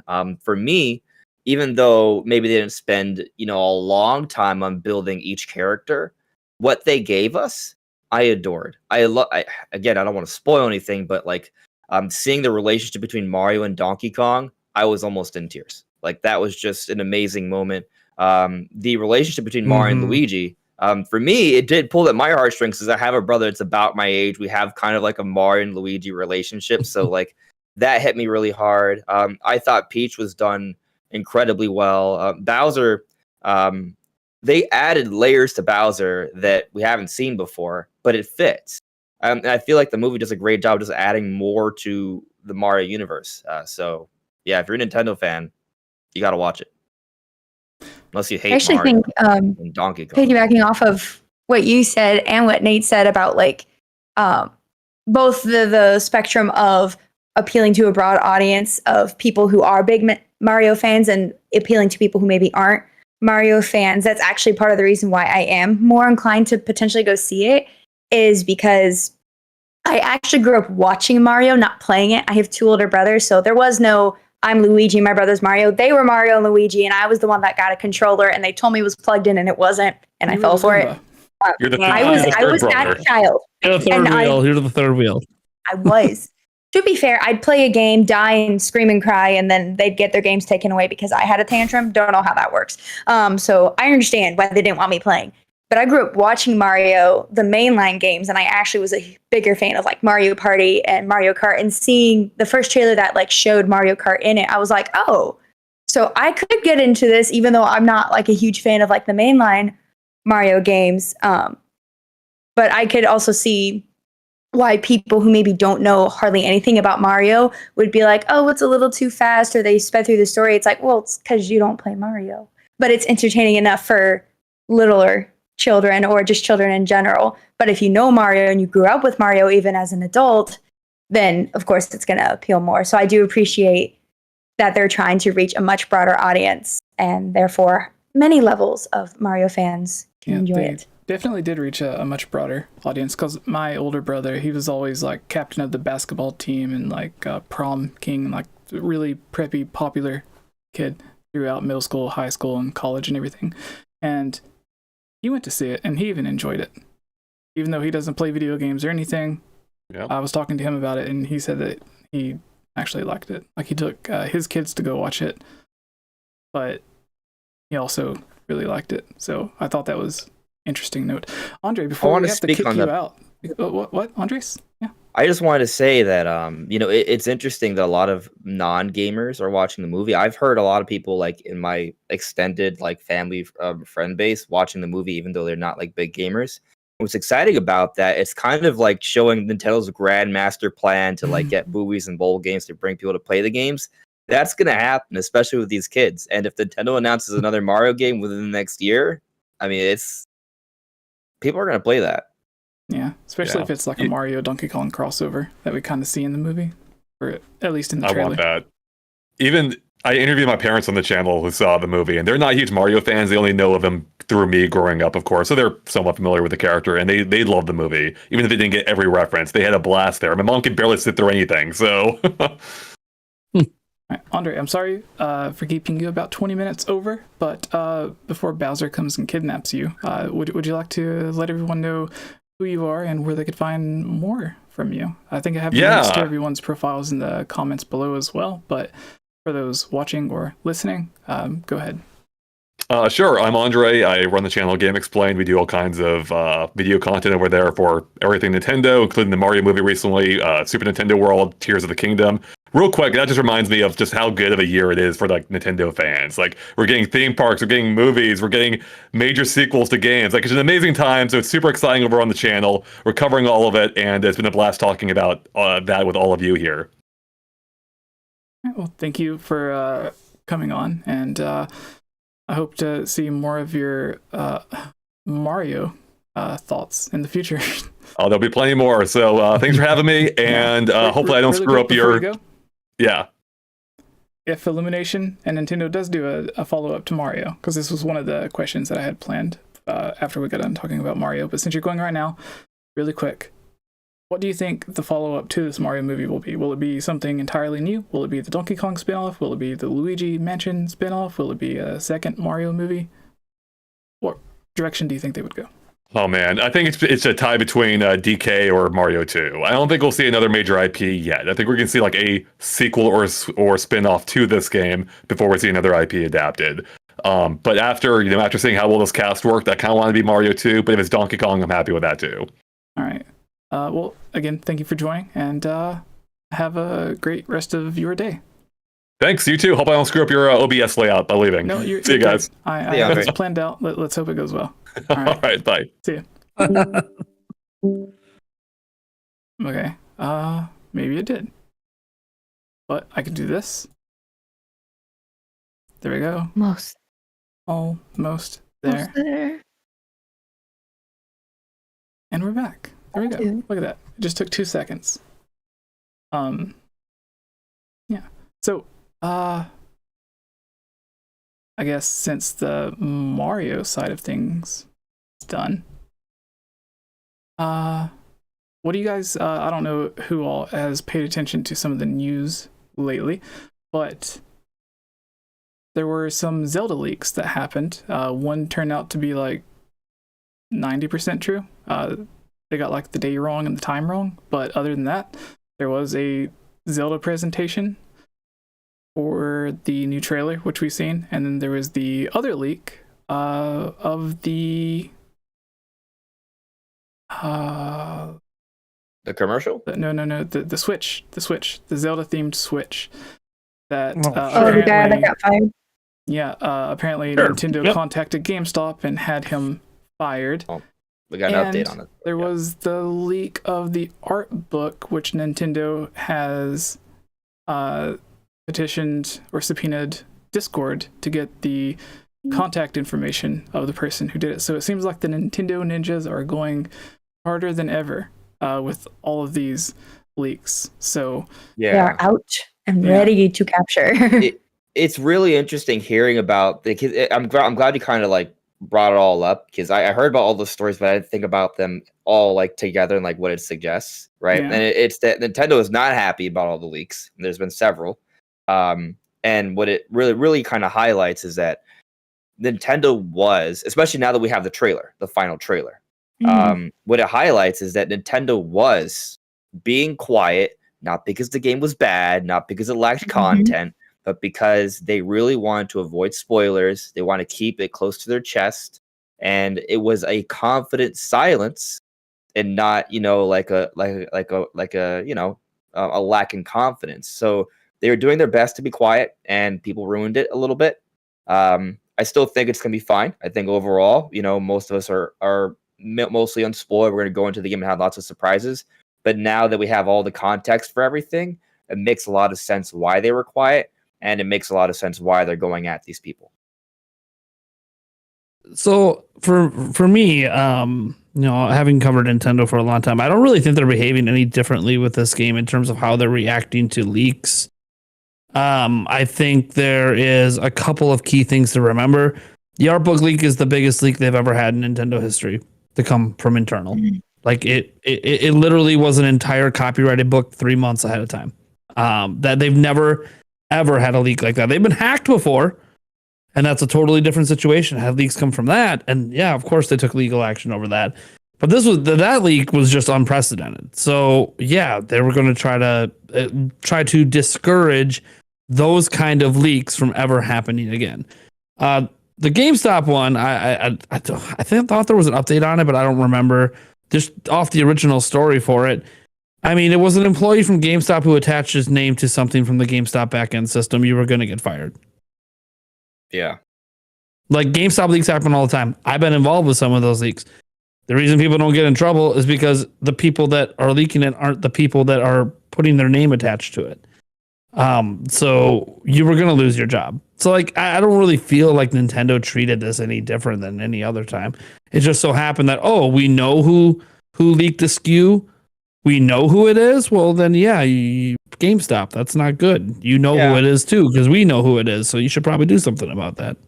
I do agree. It's more about the severity, right? And I think, it was exacerbated because we waited so long for Tears of the Kingdom. There's so much hype behind it. And we got several leaks. Like, the OLED leak was actually leaked December 31st. Like, I get the OLED itself leaked out there. And as far as we're aware, Nintendo hasn't done anything about that because they don't know who it is because of how it got leaked. That's the thing. Like, they just don't know who it is. The OLED was the Discord, the OLED was the GameStop thing. No, the GameStop one was so the original OLED leak came out of a Chinese forum, and Nintendo did get the forum to eventually shut down the threads that it was in, but they never did anything legally because they never actually figured out who it was. The GameStop one was leaking a SKU that gave the price and the date that it was going to be available to pre-order. Like, this just happened. because I know, because I had the same screenshots before it went public. This is literally a recent thing. Before the SKU was officially announced, basically what happened is the employee that got in trouble. I know the entire story because I was involved with some of this behind the scenes. Basically, we knew when the gameplay trailer was dropping that the OLED was going to get announced. We knew because the SKU popped up in GameStop's backend system 2 days ahead of time. And this person attached their name to it, not thinking it was a big deal, and threw it out there on the internet. And it was very easy to track down who did it. It's one of the reasons that I didn't really report on it, even though the people I heard it from originally were the same people I always hear GameStop stuff from, and would have never gotten in trouble. But the reality is that this guy just literally straight up said, I didn't think it was a big deal, and now I lost my job. Well, yes, because your name was attached. If you work at a company and you're going to leak something from that company, you're going to take a screenshot of something that isn't announced and hasn't released. You have to know that if they ever find out who it is, you're going to lose your job. That's just the way it is. What's insane is that these people signed NDAs and non-disclosure. Like they should have been aware, right? Like most companies I've worked for, I have to sign something off saying, "Hey, you can't talk about products before they come out." It's a retail outlet. Like I don't know if all of you guys have worked retail. I have. There's no NDAs. There's just an employee contract. You sign it in the employee in the fine print that you're probably not reading. It probably does say something about not talking about things you know about at work before they're publicly announced, but no one ever reads that crap. That's why GameStop leaks are actually pretty prevalent. I'm not the only person hearing things from GameStop. The difference is no one ever gets in trouble for them, and no one ever gets in trouble for them because all the employees know we can't have us be attached to it when it comes out. So they give it to people that will protect them. It puts a layer of protection where like Nintendo can come at me and try to subpoena me and be like, hey, who's your source on this? I legally don't have to tell you anything. And that's why that doesn't happen. His name is Dude, trust me, bro. Yeah. I mean, that's the thing. Like it's literally in a legal sense, Nintendo can't force me to give up a source. If that was the case, press just wouldn't exist with sources. They can't do it. Yeah, that's why the freedom of press thinks that goes. Yeah. So like that's the thing. That's why they can't go after YouTubers. They can't go after content creators who have sources on things. But obviously, it's on the credibility of the people that are like the journalists or the YouTubers to protect that source and make sure that when you do put the information out there, there's nothing that identifies, because then you will cost them their job. It's a very fine line. But this person wasn't even worried about any of that. He was just a random employee who took a screenshot, thought it was cool, and put it on the internet with his name attached. Like, you're going to lose your job. It's just a nice lesson. If you want to be someone who leaks stuff, and I'm not saying you should, and I definitely don't encourage it to happen, but it does, don't attach your name. You need to create layers of separation between you and the information. So that's what happened there. That one doesn't really surprise me. That was... In my opinion, when I read the story, I said, man, what an idiot. And I don't think the person's actually an idiot. It was probably a teenager that didn't think twice about it. Yeah. An idiotic moment. It was a dumb decision. If they cared about keeping their job, it was a dumb decision. If they didn't care, well then, whatever. Then they're probably not even bothered by it. Well, I think the craziest thing I heard in all of it was how many people, maybe it wasn't that many, but I kept seeing things after the art book leaked. Not as much after the OLED leak, but definitely the art book. A lot of people saying, oh, Nintendo did this on purpose. And I'm like, okay. Well, that lawsuit shot that down. Yeah. Nintendo pissed. I don't think they did that on purpose. I think they'd want money from their art book, and clearly they wanted to wait on. So I will defend it at the time when people thought that, because one, it was already sold out, and this wasn't something they were selling anymore. So it wasn't available for sale, at least at the time. Now, maybe they decide to release a digital version down the line and people can buy it, but for right now, it's sold out and you can't get it. So they already made their money. The argument was that it was such a big leak. How can it not be intentional? Because we've never had anything like this before. So that was kind of what was thrown out there. And the fact that, if for those that have seen the art book, it doesn't really feel like it's massively spoilery anyways. No. Especially now that we have this Haven't last seen trailer. it. This There's last still trailer a spoiled more than couple that little thing. things in Yeah. there that haven't been confirmed yet. Like but a name of pretty much- a name of a character. Okay, yeah. There's two things but- that I'm thinking of, but I'm not Yeah. gonna say it. Yeah. But that's the thing. Like it's not even in context with this last trailer. It's just not that crazy anymore. It's like whatever, cool. Yeah. No, it's not a big I think deal. it also depends too on how much you want to keep secret from yourself. Like I think someone had mentioned to me, because I had mentioned like, oh, I think that creature. I was like, oh, that must be the creature from the first official trailer. And someone told me later, they're like, oh yeah, that was in the art book. And I was like, oh, I didn't know that. And for me, I would have considered that a huge spoiler. I didn't want to know that until Nintendo decided to release it. So for me, that's a spoiler, but that's relative to someone else that might not have been considered a spoiler. Yeah.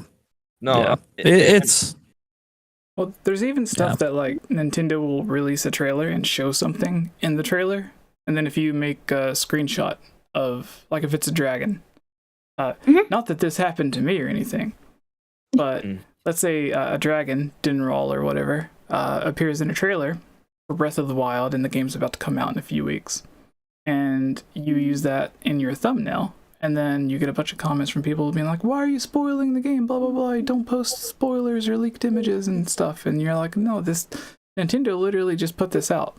They want you to see in the this. trailer. I don't listen to those comments. Yeah. I think any official media that comes out, it's fair game. Yeah. So I remember there being a dragons in a trailer though. no, Maybe I there just was didn't see one it. where Link was running by. It was on like that cliff side of Death Mountain where you have to like shoot to get the shards of Dinral or whatever. Actually, Yeah. I think I remember now. There was this one screenshot, and I was like, "Oh, that's a dragon." Yeah. Yeah. I think it may have actually been a TV spot instead of an actual trailer. Yeah, it but, could have been commercial. There was maybe. something. Yeah. I was like, "Oh my god, that's so crazy! I can't wait to see it." But yeah, even though like I reported on that, the first time I seen a dragon in Breath of the Wild, it still scared the crap out of me because I was like turning the corner around the Temple of Time, and a bridge or the bridge of Hylia or whatever, there was that dragon coming through there, and I was like, what in the world is that? Please tell me I don't have to fight that. Like Feroce or something. Yeah, and it's like, even though there's been literally dragons in almost every single Zelda game, I still That's just like right there in the overworld. Yeah, well, yeah, true. We're not really used to that. It still like completely shocked and surprised me. I remember trying to kill it the first time I saw a dragon. I'm like, I'm taking you down. Let's Me go. too. Then you realize you can't really do anything. Well, that's like It me the just first time I provides seen a stuff. Lionel. I'm like, I'm gonna ride you, and it's just like, Oh, nope. the first time I saw Lionel, I was like, oh, I'm out of here. I snuck my way around. I'm blanking on the name.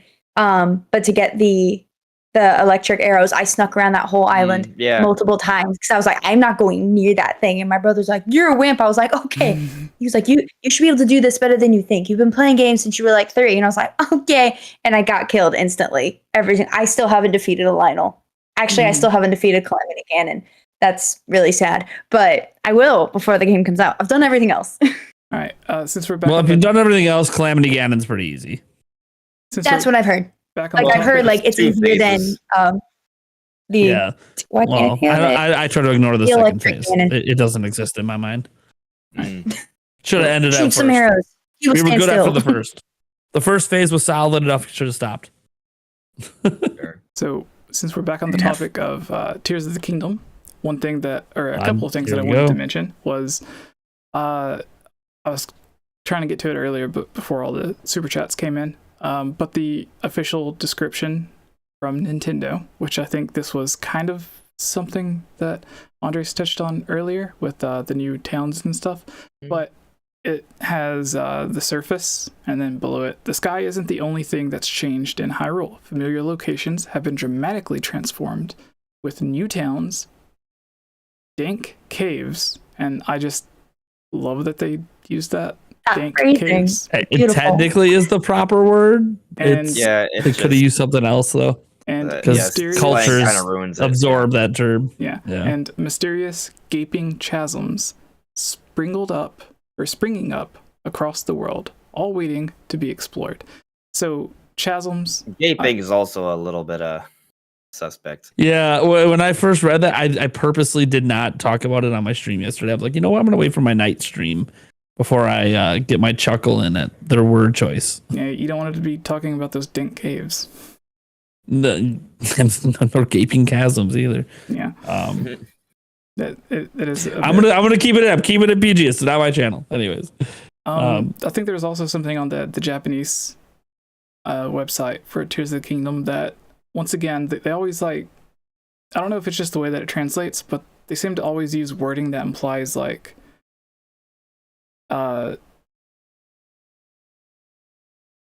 time repeating itself, basically. I can't remember the exact wordings that they keep using and stuff, but it's like Link's adventure to begin again is like somewhat close to something that they would say, and it's like begin implies it happens once, but again implies that like it repeats itself. So I don't know if that is like a hint that they're using or if it's just like bad translations, because one of the English descriptions, I think like on GameStop or something, mentioned something similar. And then we also have the dragons like eating themselves, and everyone thinks that might mean something to do with the Ouroboros. Is that what it's called, or what's it called? Ouroboros. Ouroboros. Yeah. Yeah. So, and people look at that and they think that it might be something to do with like time resetting or recycling or whatever, which is something I also don't think it's an Ouroboros anyways. Yeah, well, I don't necessarily think it is either, because we also see. I think it's actually two dragons circling each other like a spiral, and we're just looking top down at it. Yeah, well, we see different versions of it, because we see them to where it is like one head is at the tail, and then that head's at the tail of the other one. Yeah. But we also see it like on the gates at the temple or whatever it's going to be in the city in the sky, or in the city in the sky. Where the heads face each The other. heads are facing each other, and then even on Link's shield, I forgot what it's called, but it's even the one in the Breath of the Wild artwork and the first 4-figure statue of the amiibo, that shield that he has. There's even like two dragons kind of like facing each other on it. Yeah. And there's still like that circle part in the middle between them. So I don't know if it was an idea they had back with Breath of the Wild or what's going on, but I think it's interesting. Well, I mean, circles are obviously a theme of the game. I mean, that's been made very clear to us just in general. So, Yeah. And dragons, obviously, like we all know. If you know anything from Breath of the Wild, you know it's like related to the Zonai culture. So, yeah, there's a thing with so there's a couple of people that I know of that have translated the art book. And yep, there's a name of one of these Zonai characters that just absolutely does not make sense to me. But I went and compared the name to another name, and I'm like, still doesn't make sense.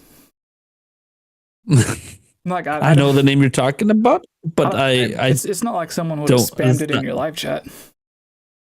I mean, it happened, and I ignored it. I basically said, we ain't going into the spoilers. I've done a spoiler stream already on it. So I'm like, you know what? We'll just wait. Yes, it's known. Got it. Yeah, we're gonna leave it alone because we were in the middle of an official media event yesterday, so I was kind of like, there's people watching that don't want that extra. I didn't think anyone would let it go. I just thought people would be like, oh, he's just naming off old characters. I mean, sure, but what would be my reason to name off the old characters? I don't know. Anyways. Maybe I just got. It's not my show. It's your show. If you want to bring up the name, that's on you. Maybe I don't care. We all know the name. Come on. What a poll. I just finished. Except Geek Apprentice. Geek Apprentice is like, let me know quick so I can pull my. I don't know anything. I just finished playing. I'm muting the stream, and I wanted to give it a shout out. 𝗙𝗵𝗲𝗏𝗏, got it. Yeah. Got it. That's what happened. Let's go bomb so the dongos. I will say the one little thing we're prancing around is something that I think people who don't want spoilers will not want to hear. I would love to hear it after the stream, but yeah, I'm like curious now. Yeah. I don't know. We'll find out in a month. It's something that just when you first hear it, it doesn't make sense, but maybe it will make more sense as we play. Yeah, I'm gonna need to come back to this stream in a month. I mean, What was the thing? Do I know now? I can argue. I actually have some arguments where it does make some sense, but I think haven't created a video around it, so I'm just kind of like, I'm just gonna wait. I'll talk about it when the game comes out, like during the launch stream or something, when we finally get the official, and no one can complain about, hey, you're watching me play the game. The guy's name just appeared on screen. Come on now. All right. So. Oh yeah. Late last year, Nintendo surprised us with the Nintendo Live 2022 event, which is kind of like a watered down version of, I guess, what they used to have with like Space World or, what was it called before Space World? Sulkai? I don't know. I don't know. I forgot how to pronounce it. But if we're going before Space World, I don't remember. I was like a little tiny tot. What was before? Was it Space World back in the 90s? Like, yeah. Space World back. That's what I'm saying. Like, what are we doing? Yeah. We're going back to like E3, Space World. Anything before that? Look, there were some stuff. Does anyone at Nintendo even know what it was before Space World now? Yeah, right. Name Miyamoto. I'll look it up. But they're having Miyamoto probably remembers. They had a Nintendo Live event. Nintendo Live 2022 is in Japan, and they're having Nintendo Live 2023 towards the end of this year in here. I think it was LA. I forget where it was. I'll find it. The one this year? The one this year's in 𝗙𝗵𝗄 was the name of it. Okay. They did one in Japan, and then they have one. Yep, they have one in. Now they're having one in Seattle, Washington. You know, I put all of these links in the documents, but I haven't been using it, so. For shame. I know, right? You prepare and then don't use your prep. I know, right? That's my fault. Actually, I guess I can bring this over. It's okay. I only started using the prep when I hit season 2. So. Oh yeah, season 2. I seen that you had like your podcast or live streams separated into seasons, and I'm like, maybe that's a good idea. Do you break it by year? Are your seasons per year or per? Mine? Per direct. So I've never done seasons on a podcast before. I figured it would be a good marker for season. Like it's, if you look at the episode knockoff, it's like it was originally episode 77, and then I just like retconned it and made it the first episode of season 2. I signify seasons by major shifts in what my podcast is. So we switched to the 6-pack. That's a massive shift over what I was doing before.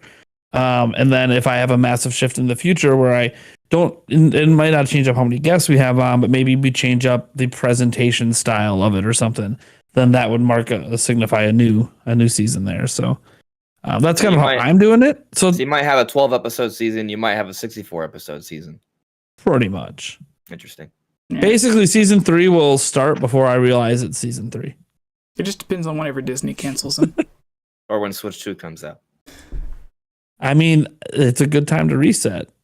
All right. When Switch 2 comes out, you reset fresh at episode 1. I mean, because what I've noticed with podcasts, and this really helped with season 2, was people sometimes have a hard time getting into it if there's like 80, 90, 100 episodes behind it, new viewers.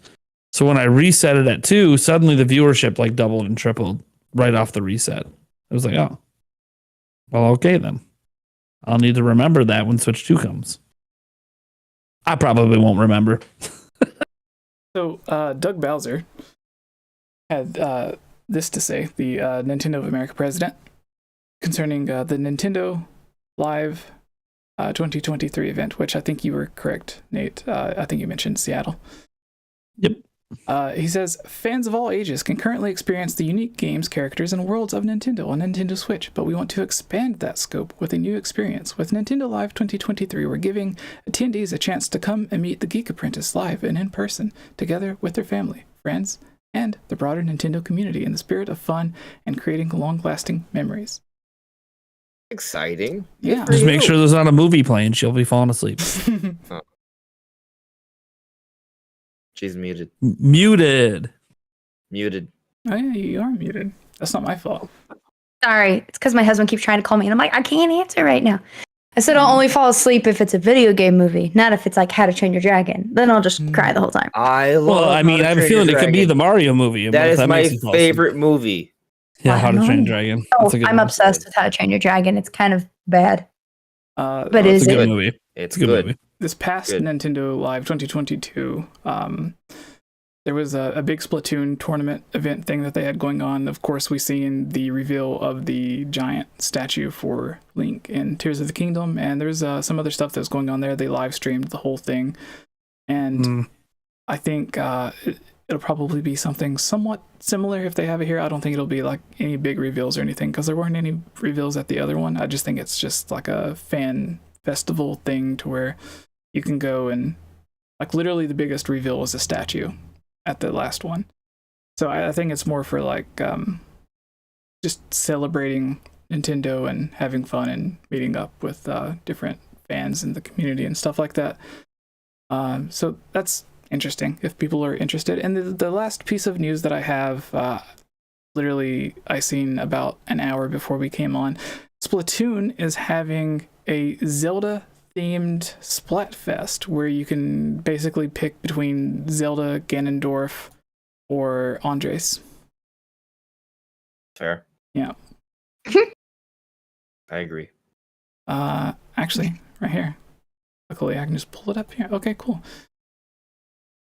Yeah, so Power, Wisdom, Courage, 5 at 5 p.m. So May 5th, 5 p.m. Pacific. No, I don't know what that's. 5. Yeah, I'm just going to say 5 p.m. Yeah. A special Splatoon Cross The Legend of Zelda Splatfest and Splatoon 3 is Ink coming. Will you side with Team Power, Team Wisdom, or Team Courage? The special in-game event runs from 5/5 at 5 p.m. Pacific to 5/7.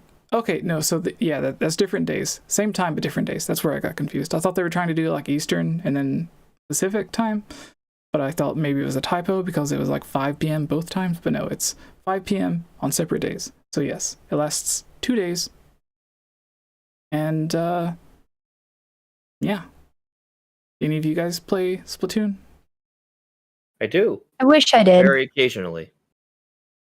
I wish I played more Splatfest, but usually what happens is something comes up where I'm just too busy. Like, that's the big thing for me is I love Splatoon, and Splatoon 3 is great. It's just I'm always so busy. I mean, right like now because of the trailer, right? Like I'm gonna be struggling to get this analysis out by the end of today, and then tomorrow I'm like, oh, all right, well I gotta work on the next Zelda theory video, and I haven't talked about Switch 2 in a week. I've made that my job. So, and then before the weekend's over, before I realize it, the weekend's gonna be over, and I won't be able to play Splatoon anymore. And then also I'm playing Breath of the Wild because I got to beat that again before Tears of the Kingdom comes out. So it's tough. Yeah. And then I'm supposed to finish Fire Emblem Engage. So it's like, between work and a backlog, it's hard to pick a specific weekend where like, all right, I'm playing. But I mean, if I find a couple hours where I have nothing else to do, I might. A couple of cool things about the post is underneath it, they posted a video with a few pictures. The main arena has a Triforce shape in it. So it is a Zelda-themed arena that they're adding to the map. And the shirts that we see, the Inklings, or the characters in the artwork wearing, Nintendo is actually selling those exact shirts on their website, I believe. So the shirts that you see them wearing in the artwork are for sale on their official website, which is kind of cool. So if you want like a Splatoon themed Zelda shirt, there you go. But I think they're like $26 or $30 or something like that. So maybe. What's another event I tend to miss a lot that I regret that I miss? The Sesame Tetris. No, not a big Sesame guy. But Tetris 99 events. Oh, I'm so upset when I miss those because sometimes the themes of them are so cool. And you have to like play enough to unlock them. So, yeah. All right. Are you guys ready for the Triforce trivia? And then Go. we can answer. I actually have to leave earlier. No. Like, yeah, because I forgot I had to put gas in my car, and I'm driving to go see a bunch of apartments. So I have to leave before the transition to Kahoot, and I.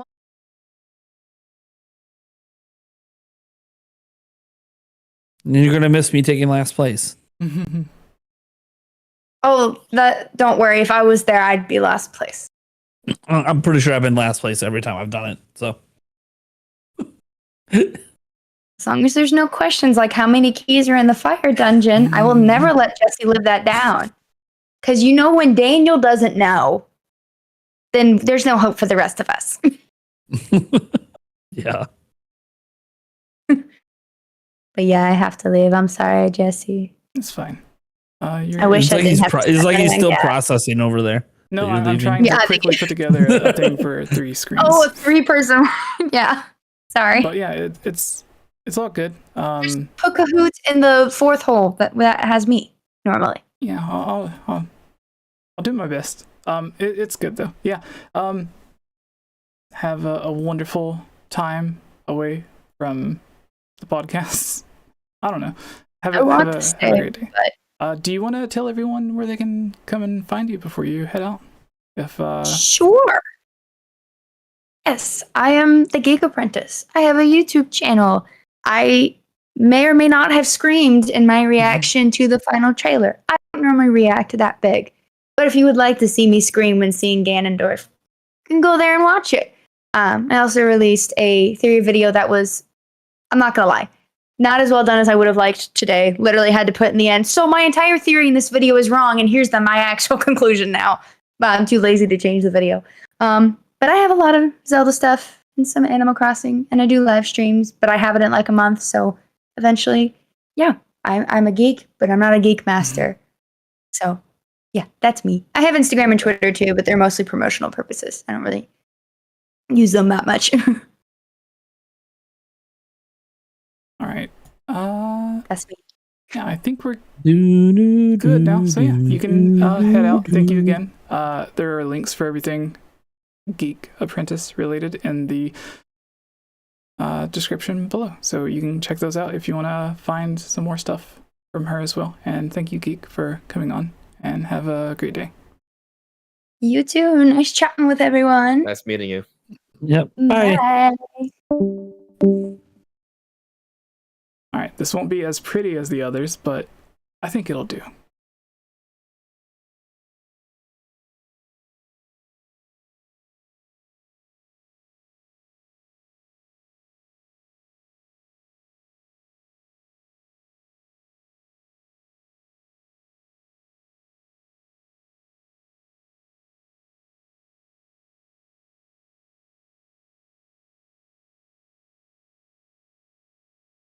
So they couldn't hear us for Oh. a second, so I'm gonna have to. Why? Because the audio starts now on the scene. Yeah. So let me copy this.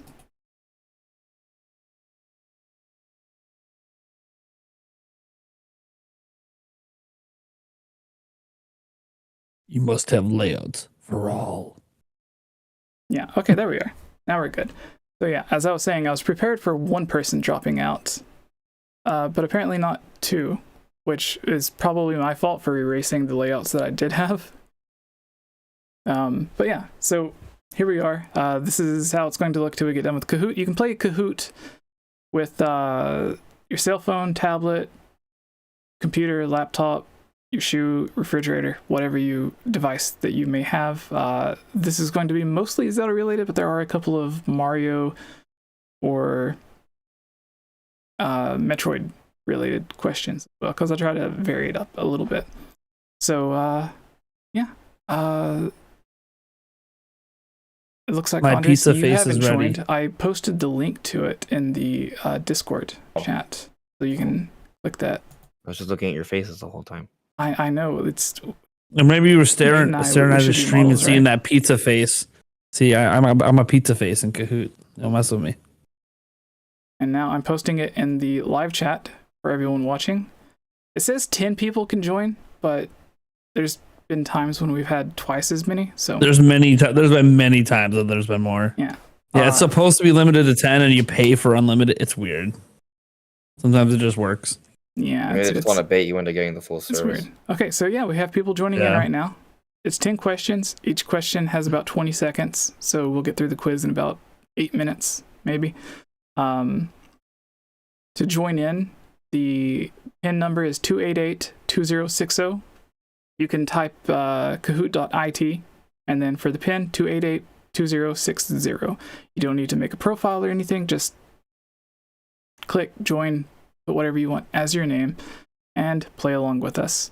Currently, we have 1, 2, 3, 4, 5, 6, 7, 8, 9, 10, 11 people joining. Oh, it says player limit reached. But we're already past 10. Oh, Yeah, it says player limit reached because there's supposed to be a 10-player limit, but there's 11 here. So that shows you how it goes. We'll give a few more seconds to let if anyone can sneak in. No? Okay. So we got shout out to us. Graham, Peachy, Skyblader, Lone, Mir, Orange Link, Having Hope 5, Bungalroo88, Andres, Restart, and Nintendo Prime. So me. Whoever that is. That's him. All right, let's go. Let's go. This is important if you're watching the podcast live.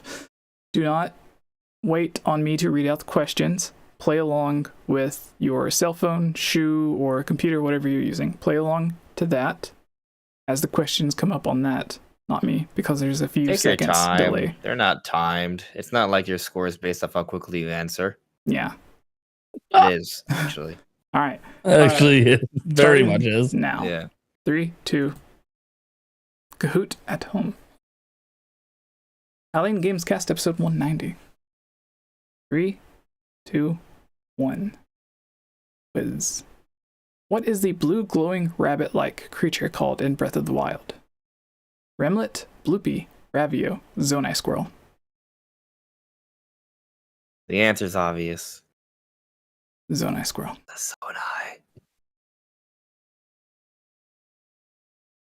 One person chose Remlet. 8 people chose Bloopy.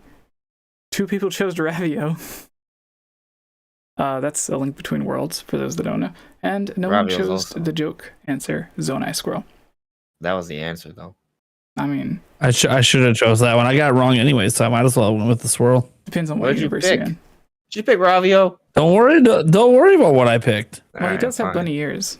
Well, I guess 50%, you know, it's only 2 other options. We have Graham. I told you I do really bad on these quizzes, guys. We have Graham in first, Ichi in second. Requires good memory that I don't I thought have. of you on a few of these questions. And I'll still get them wrong. there Don't may worry be about it. A few Zelda 2 related questions in here. I'll still get them wrong. All right. At least you're consistent. Breath of the Wild's my favorite game, and I'm still getting it wrong. See, this is how it goes. All right. So Graham's in first, Peachy second, Lone, Lon third, Mir fourth, Andres fifth.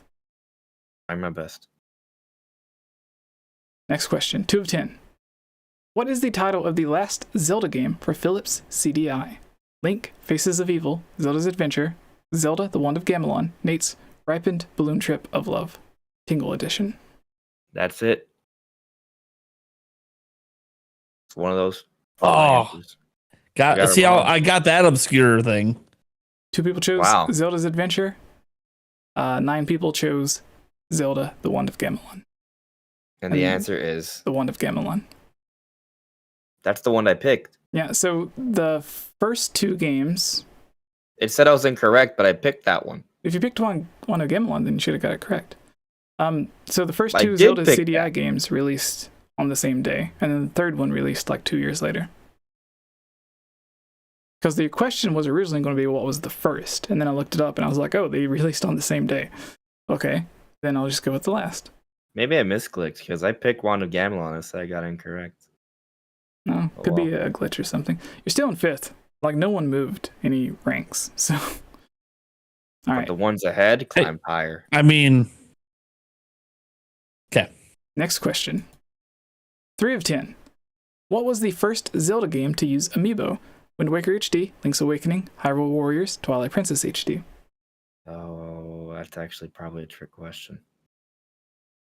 yeah.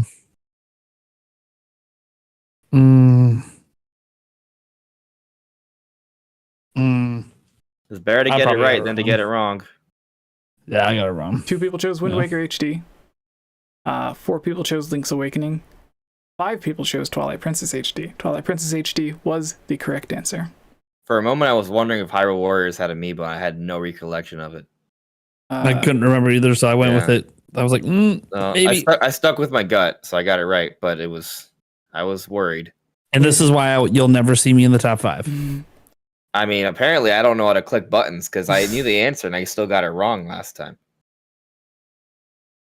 I knew Jessie, so I selected the one that I knew he messed up. That's the only points I have. Well, we have Peachy in first, Andres in second, Orange Link third, Mir fourth, Bungaroo in fifth. 4 of 10. What is the final boss of Metroid Prime 1? Queen Metroid, Metroid Prime, Meta Ridley, Phazon Elite.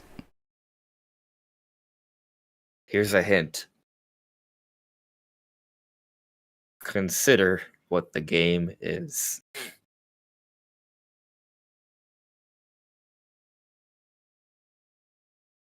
Three people chose Queen Metroid, 4 people chose Metroid Prime, 3 people chose Meta Ridley, 1 person chose Phazon Elite.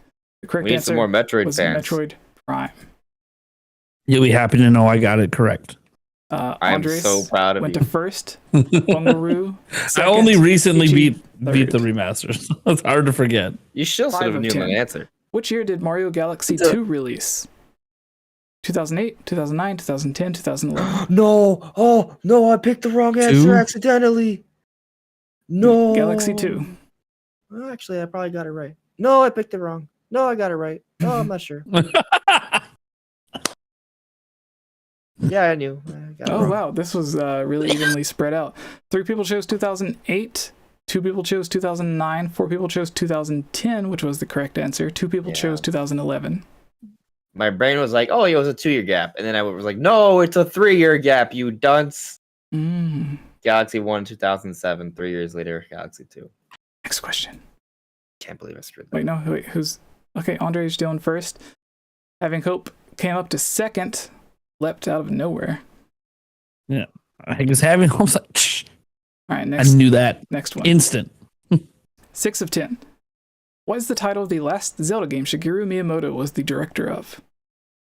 The Legend of Zelda 1, The Hyrule Fantasy, 1986, A Link to the Past, 1991, Ocarina of Time, 1998, Zelda 2, The Adventure of Link, 1987. The last game he was the director of. Not producer, not whatever, director. I'm Very wrong, tough but question. it's okay. It's a very tough question. No Yeah, one I got knew it I was wrong. right.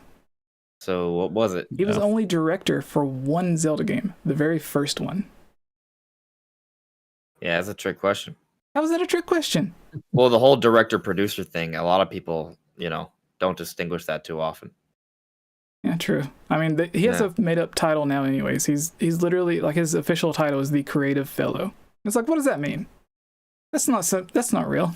I create.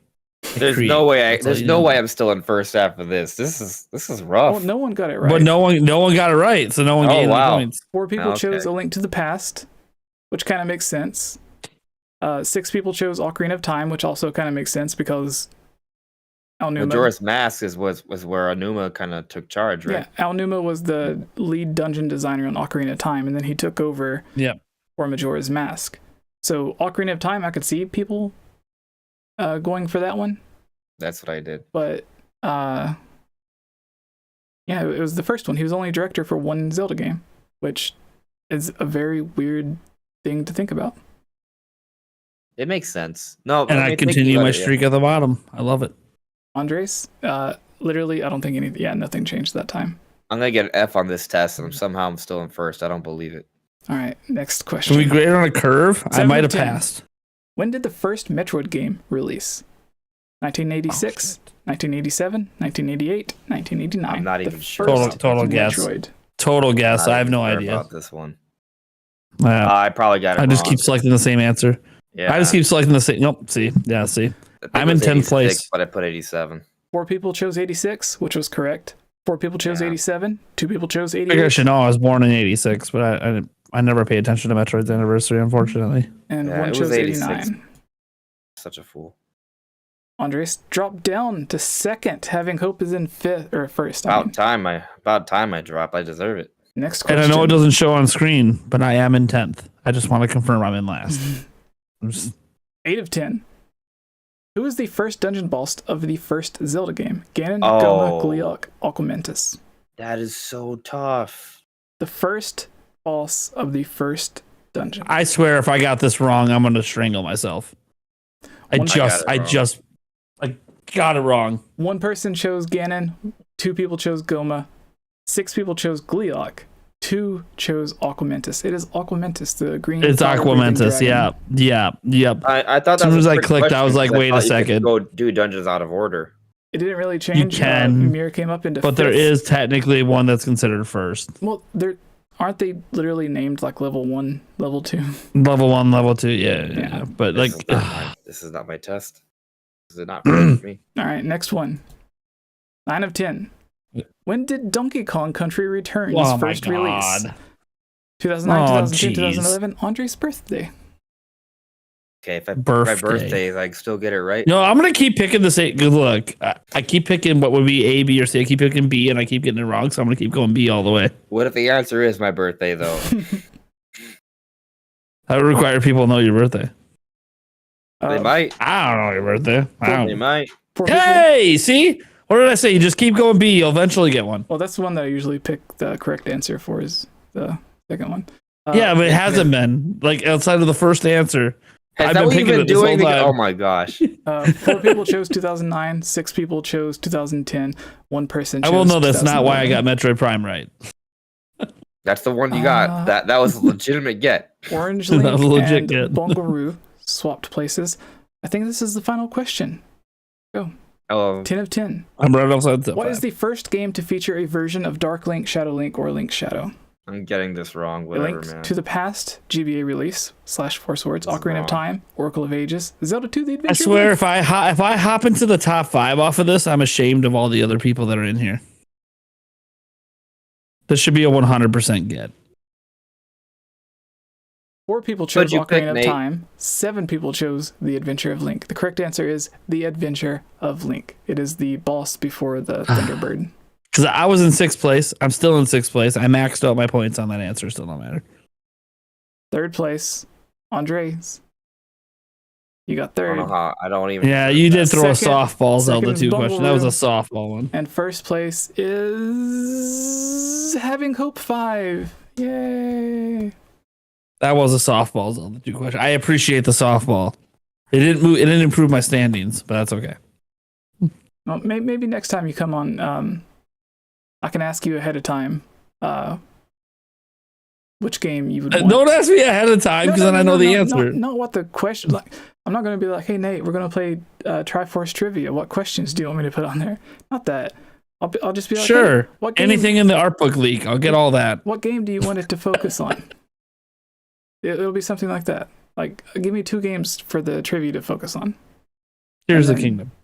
Tears of the Kingdom. That's what's fresh in my mind. So that's. But everyone will probably get that I stuff mean, right. I could. You could make it pretty hard. At this second, in the trailer, in the background, in this corner, what is that enemy? Wait, what?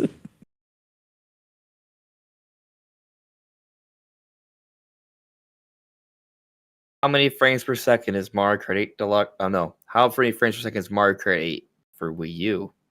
Yeah, there it is. That's a There trick it is. question. It's like 59, isn't it? Something like that. Weird. I love how Kahoot pretends I'm a top 5 in the making. Believes in you. So I guess it's time to get to the Zelda mailbag, which we had some super chats earlier. Some stuff for? Well, no, some super chats that I need to go back and get to because some of them were also good. Why is it? It's not going all the way back. Oh, geez. I'm going to be in trouble. Oh. All right. If you posted a super chat earlier, Uh-oh. tag me, and I'll try to get to it. If you tag me, put whatever your question was, then it will be the next question that we read out. But it's just not going back. But for 65 Mexican dollars, Aonuma, Uzumi, Miyamoto, Asawa, Yamada were the directors of Ocarina of Time. So Javier says Miyamoto was a director of Ocarina of Time, but none of the sources that I looked at had him listed as the director, only the producer. I think it actually had see here. Koizumi as the director. 𝗙𝗵𝗲 I know wasn't a director because he was the lead dungeon Yeah, designer. even Wikipedia has 𝗙𝗵𝗲 listed as director, which is incorrect.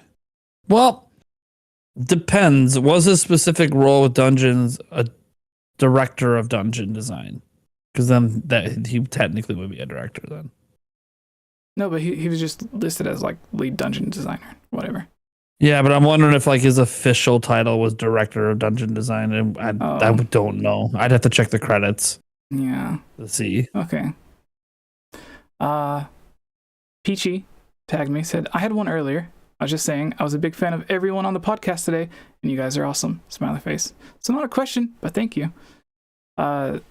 Geek Apprentice and Andre, both cool people, left earlier. But now we have even cooler people, Andres and Nate. Every time you say Andre, I'm kind of mid. Weird. I'm kind of mid. You're kind of mid. Well, there was one person that green hat that I used to always wear, the Link hat. The person that sent it to me, I seen it on Etsy, and I was like, hey, how much would this be or whatever? And she was like, oh, I recognize your name. My kid's a big fan of your YouTube channel, blah, blah, blah. And because she was making Zelda stuff or whatever. And she sent it to me for free. And she was like, oh my God, it's so cool. My daughter's going to think I'm the coolest person ever. And I was like, I don't think watching me makes you a cool person. I don't think of myself as cool. Like maybe the opposite, but it was still like a really nice I will gesture. say my children, my daughter in particular, apparently has, what do they call it? School cred, street cred, because of my YouTube channel, because now nice. Everyone there is aware of who I am. And it's really weird. It gets really awkward when I live stream. Very awkward. You're not family friendly. No. And I say that at the beginning. And when they're like, oh, I know your daughter is school. Are you the parent? Cool. Are you the kid? Get out. All right. I'm assuming Go these to are bed. some of the... Past your bedtime. I'm going off of good faith here. So if you guys are lying to me, Santa Claus will not deliver you presents. But I know we had several super chats that I was not able to read earlier. And I mentioned, tag me if you made a super chat, but we weren't able to get to it. So Eddie says, thoughts on the mummy being Demise and not Ganondorf. Mummy has fangs, but Ganondorf doesn't. And again, I'll say I think he goes through several versions on his way to be Ganondorf. And I think the dehydrated Ganondorf or zombie Ganondorf, or if you go by certain things, Redead Ganondorf, is just made to look super scary because his hair looks like it's made out of malice as well. Like you mentioned in your comment that he has fangs. Well, he also has like flaming malice hair, but then Ganondorf doesn't. So hot. I think he goes back to being more and more normal as he slowly regenerates throughout the game, whether that's due to a tear or whatever jewel he has on his head or things that he has to absorbing complete. Demise's remains when he breaks the sword. Yeah, I think it'll follow similarly to the Brendan Fraser, The Mummy movie, which I've mentioned a bunch of times. Here we go. Yeah, I'm not going to cover it again. Here we go. But yeah, what are you guys thinks? Or what are you guys' thoughts? A lot of people think that we see when in the new trailer when Ganondorf or Demise is standing in front of that orb thing, we can only see his back and like maybe a little bit of his hand. He's like up on something looking out into Hyrule with that thing in front of him. A lot of people think that's Demise, and because of the hair. And this person... There's one other indicator. Yeah, Only this person one, thinks that pretty minor. Demise is the zombie dude that we see in the caves below. So different versions of Demise. I think it's all just different versions of Ganondorf, but yeah, your guys' thoughts. Ganondorf, throughout the series, has been known to transform. So the idea of seeing Ganondorf transform a few times, having different like forms, is not really unprecedented. That should be expected, actually. So seeing a one with claws, its mummy, then that's part of what Ganondorf would do. So it's expected. I do want to hear Nate's theory on why he thinks it's demise, though. I'm curious. Yeah. Okay. So I What's went the crazy difference? with demise way back in the day. Being the potential character underground. Obviously, there was a lot of indicators that it was Ganondorf, and that's fine. I actually think the mummified thing is Ganondorf and not demise. There's a few thoughts that go through my head, like just looking at the trailer, forgetting the crazy thing I just said. Oh, the sword broke, and then the remains get absorbed, so it is Ganondorf. Maybe it's also demise. I do think there is a slight mini possibility of something like that, but that would take a lot more knowledge than we have now to really even flesh that out. Otherwise, I love making Zelda theories, but I love making Zelda theories that have a lot of supporting evidence rather than very little and then a lot of guesswork. But when it comes to that one character in the trailer possibly being demise, it's really only two indicators. Obviously, one is the hair. Okay, well, then Ganondorf, when you see the official art, also has long hair. So does that really indicate much? You know, you could argue, well, it's red, it's long, it's stringy, there's flowing lava next to it, and it was fire hair in the past. I get it, but the hair itself isn't on fire. But I understand that the way it's spread out, the way it looks, is very demise-esque. I do agree with that. The other part is, and this is the problem with that shot, because we don't have a very clear look, it does look like if you're examining the arms and shoulder area that there might be scales. And scales is very much demise, not Ganondorf. However, I got to note, we don't have, I've tried. I gave over Jessie's 4K footage. I have tried to confirm Also, if it's scales or not. 8K. And I just finished can't. rendering before we went live. It Nice. literally took all Maybe night that's to render. maybe that's what I need. I have tried so hard to confirm that it's 100% scales, and we just don't have a good enough shot. So I think it's just malice. yeah, and that's the thing. We just don't have a good enough shot. Like, we just can't tell. Could it be? Sure. Is it? I don't know. And there's been a lot of theories around demise this entire time with the sword breaking, and you know, we obviously know Fi was technically back in Breath of the Wild. Could be back this time. Again, none of that's confirmed at the moment. Just speculated, highly speculated. So that's the thing. A lot of it's highly speculated, and there's what we know. We know Ganondorf is there for sure, 100%. And I saw someone tell me, "Do we know?" And I was like, "Okay." They don't say his name in the trailer. They say it on Twitter. Get over it. It's Ganondorf. There's no denying it's Ganondorf. No matter how you want to slice it. The other indicator some have indicated is, well, maybe Ganondorf becomes demise is just how buff he is, because that sort of buffness is what demise was. And that's why I said there could be something to absorbing the remains and seeing Ganondorf being at the power he's at, which looks beyond anything he's ever been, being because he now has the full power of demise. But it doesn't necessarily mean demise is back. I mean, but also could play a role. Ganondorf in his art But is buff too, so that's just his design. Yeah. But if you look at all prior versions of him beyond like Hyrule Warriors, he's never quite been this buff. It's always been a little bit less. But it doesn't really matter. In the end, we don't know enough to determine anything. We just know Ganondorf's there. And that's the definitive thing we know 100%. So, yes, I do think Demise could be in the game. But also, my theory works on the fact that we would get a third Breath of the Wild style game. Without that, then I don't really think there's any point to him being there. And the Master Sword being broken. But, again, might not matter. So, we had hints of Fi or Fi, however you want to pronounce her name, from Breath of the Wild, where Zelda mentions the sword kind of speaking to her and it glowing and all that stuff. And Yeah, we just don't hear. yeah. But, yeah. And if Fi is in the game, then I think that would, since that is more so connected to Skyward Sword, I would put in the possibility that they would also put in other characters from Skyward Sword, such as Girahim. But then if we have Girahim, because that's like Fi's opposite, I would imagine it would be in a similar style sword that we've seen Demise possessing. And when we do see Ganondorf, he's not possessing that sword, so I don't see I also don't think Girahim necessarily has to be a sword. I kind of feel like he just got turned into one. I know there's some canon behind it. But Fi was like literally just a robot. Yeah. Like it's kind of like Fi wasn't technically a sword. Like that's not what she was. No, she just lived inside of it. She just lived inside of it. So it's kind of like the sword exists whether she does or not. There's a lot of interesting theories behind it. Yeah. But to answer the question more directly, like, is it definitively Demise? No, it's more likely probably not him. I think it's neat. But there's indicators and hints at Demise throughout, and maybe, sort of, possibly, probably not. I'm leaning towards probably not, but I want to hold out hope because I think there's a lot of cool stuff they could do here.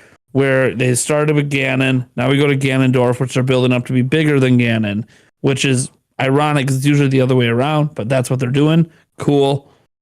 And then the only thing bigger than him is Demise. So I'm always of mind of, if they're going to make this into a trilogy of Breath of the Wild style games, I know there's a lot of people think it's already a trilogy with Skyward Sword, that it would be really, really interesting that they would set up a third game with the only thing that's bigger and badder that we know of than Ganondorf, by setting up Demise for a future game, which could mean Demise isn't actually in this game, but maybe heavily hinted towards the end after we beat Ganondorf that something's about to happen. But that's not this game, that's the next game. Just Cliff, one of my good friends that I was lucky enough to hang out with whenever I was the couple of times that I was able to go to E3 before it was canceled and then permanently canceled. He says, my question was, I think it was one of the other super chatters earlier, curious to know if we'll see the OG champions in some capacity. Also, what are your thoughts about the game possibly being a loop within the timeline? Time travel in Jin? What? What do you mean by Jin? Am I misunderstanding that? Do you guys know what he means by Jin?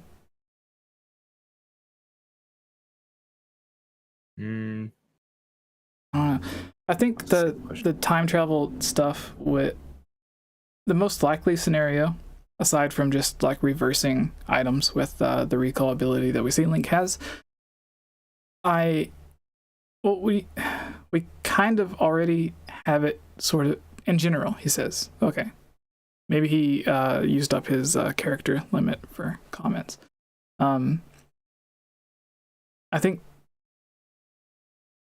there'll be cutscenes, and again, I think we, based off of leaks from certain people, we kind of know that there'll be cutscenes taking place long ago, or cutscenes at least having characters from long ago in them, and I think that would be the most likely scenario, like how we had memories in Breath of the Wild, where you'd go to a spot and then you would get a memory that he would suddenly remember, but this time, instead of memories from 100 years ago, it's memories from 10,000 years ago. Or if not memories, then it's someone explaining to you what happened, and then while they're explaining it to you, you see the cutscene take place. Kind of, I think, like 𝗵𝗃 does it in Breath of the Wild, where she's explaining something, and then while she's narrating, you can kind of see some of the stuff that happened.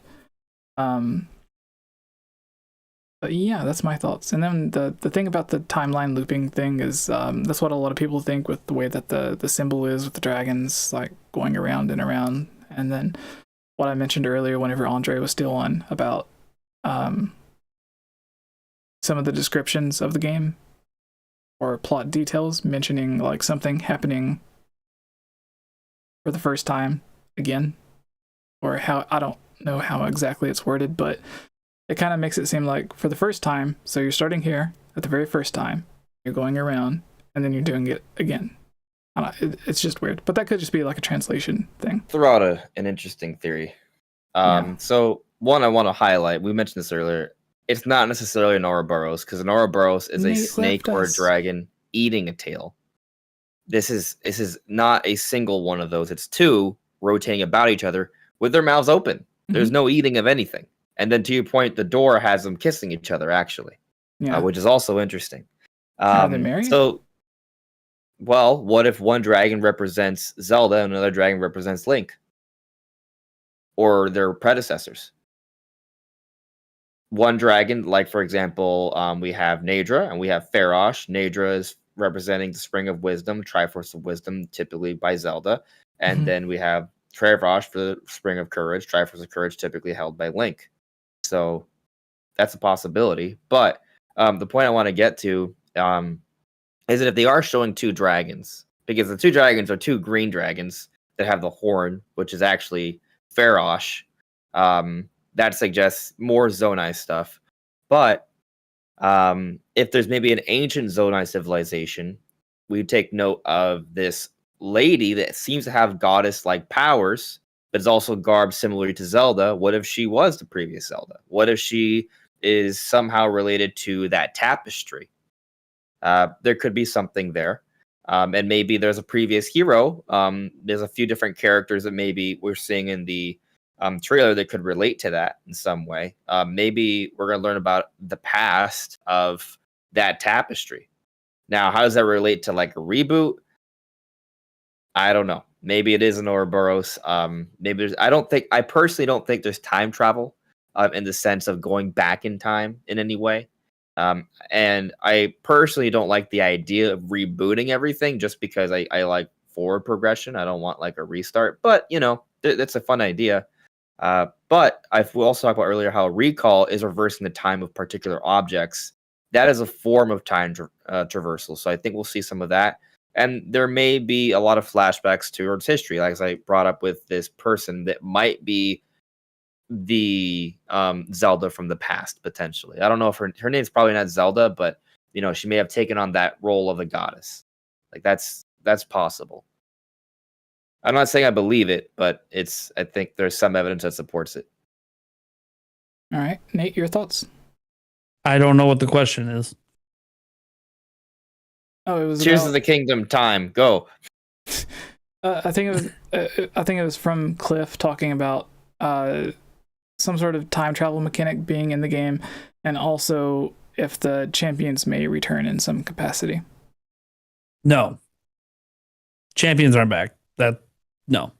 They're dead. I think it's pretty damn obvious they're not back. We literally have descendants or related showing some of their abilities and fighting alongside Link. That the champions aren't back. They're done. They're dead. They died a long time ago. Time to move on. Yeah. Not that there won't be references to them. Of course there will. They were important parts in the history of this world, but there may be be a cutscene, but they're not a prominent part of the game.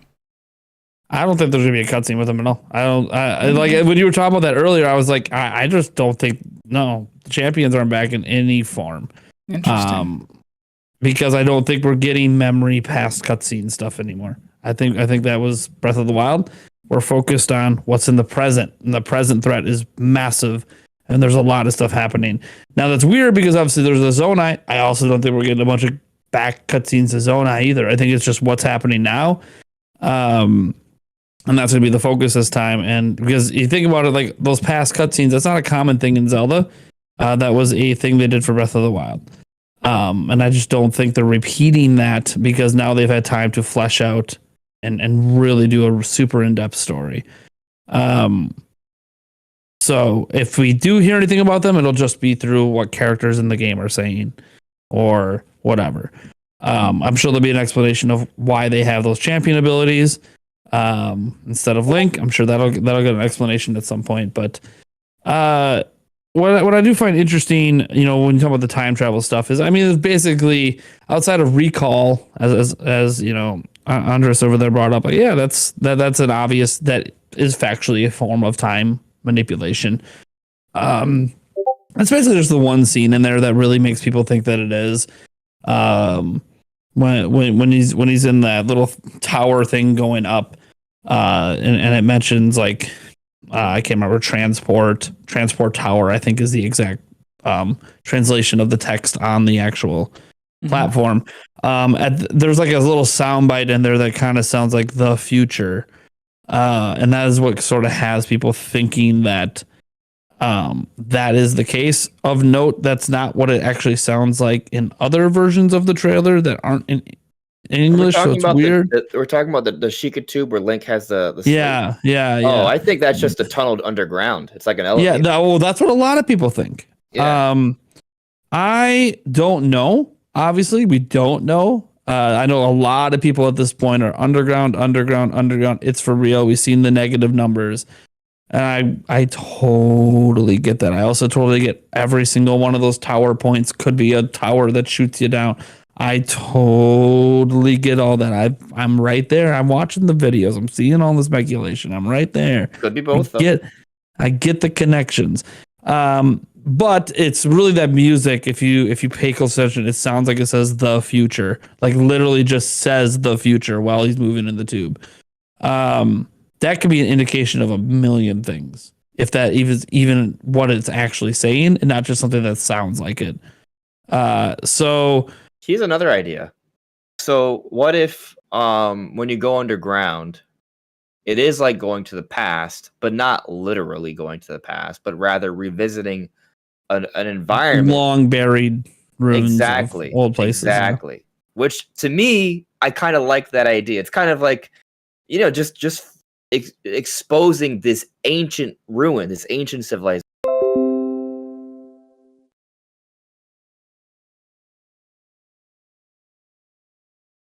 But I understand the popularity of people wanting to go underground. I understand some of the indicators that we are in an underground thing. Like, oh, look at the stalagmites up there. And we are not just in a cave because what? Like caves are a thing, sure. That's definitely a theme. I think caves are a huge theme in this game. But that's not underground. So I'm not saying there won't be underground segments. I just don't really feel, and again, it's an unpopular opinion. People feel like there's definitive evidence. Yes, there's definitive evidence we are underground for parts of the game.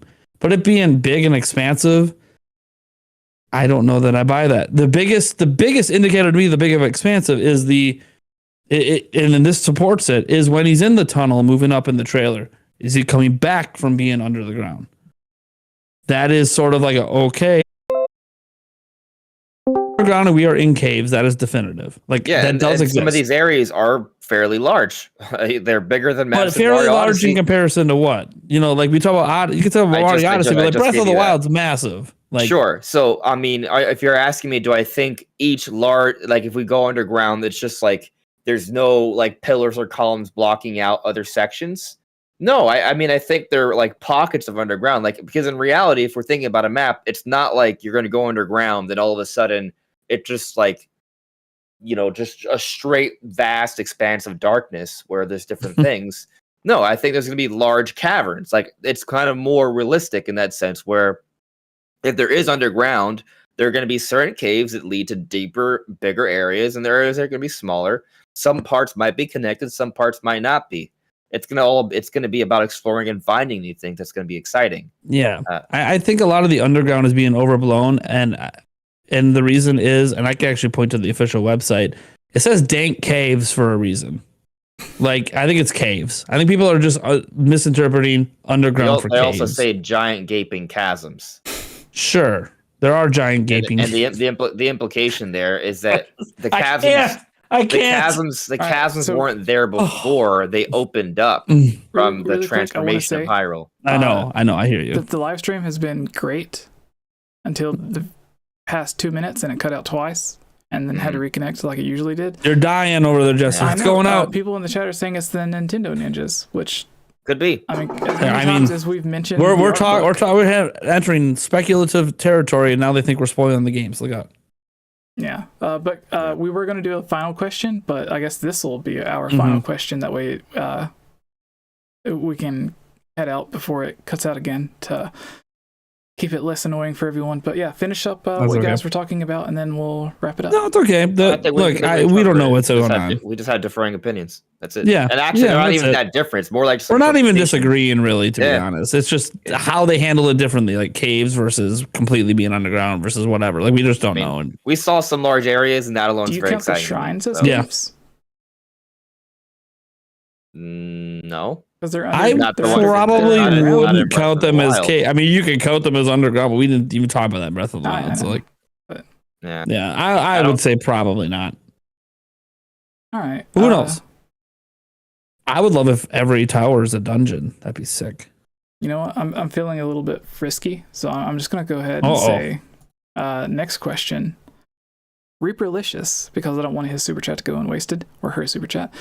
My super chat was, when Link is seen in the throne room in the trailer, I think its pristine state is because Ganon restored it with his tier power, and it happens in the present. So yeah, there was a lot of Yeah. going back and forth on that, where some people thought that this scene was taking place in the past because the castle was restored. Then some people think that, I guess like him, that something happens to cause it to be back to pristine condition that makes in the sense. present.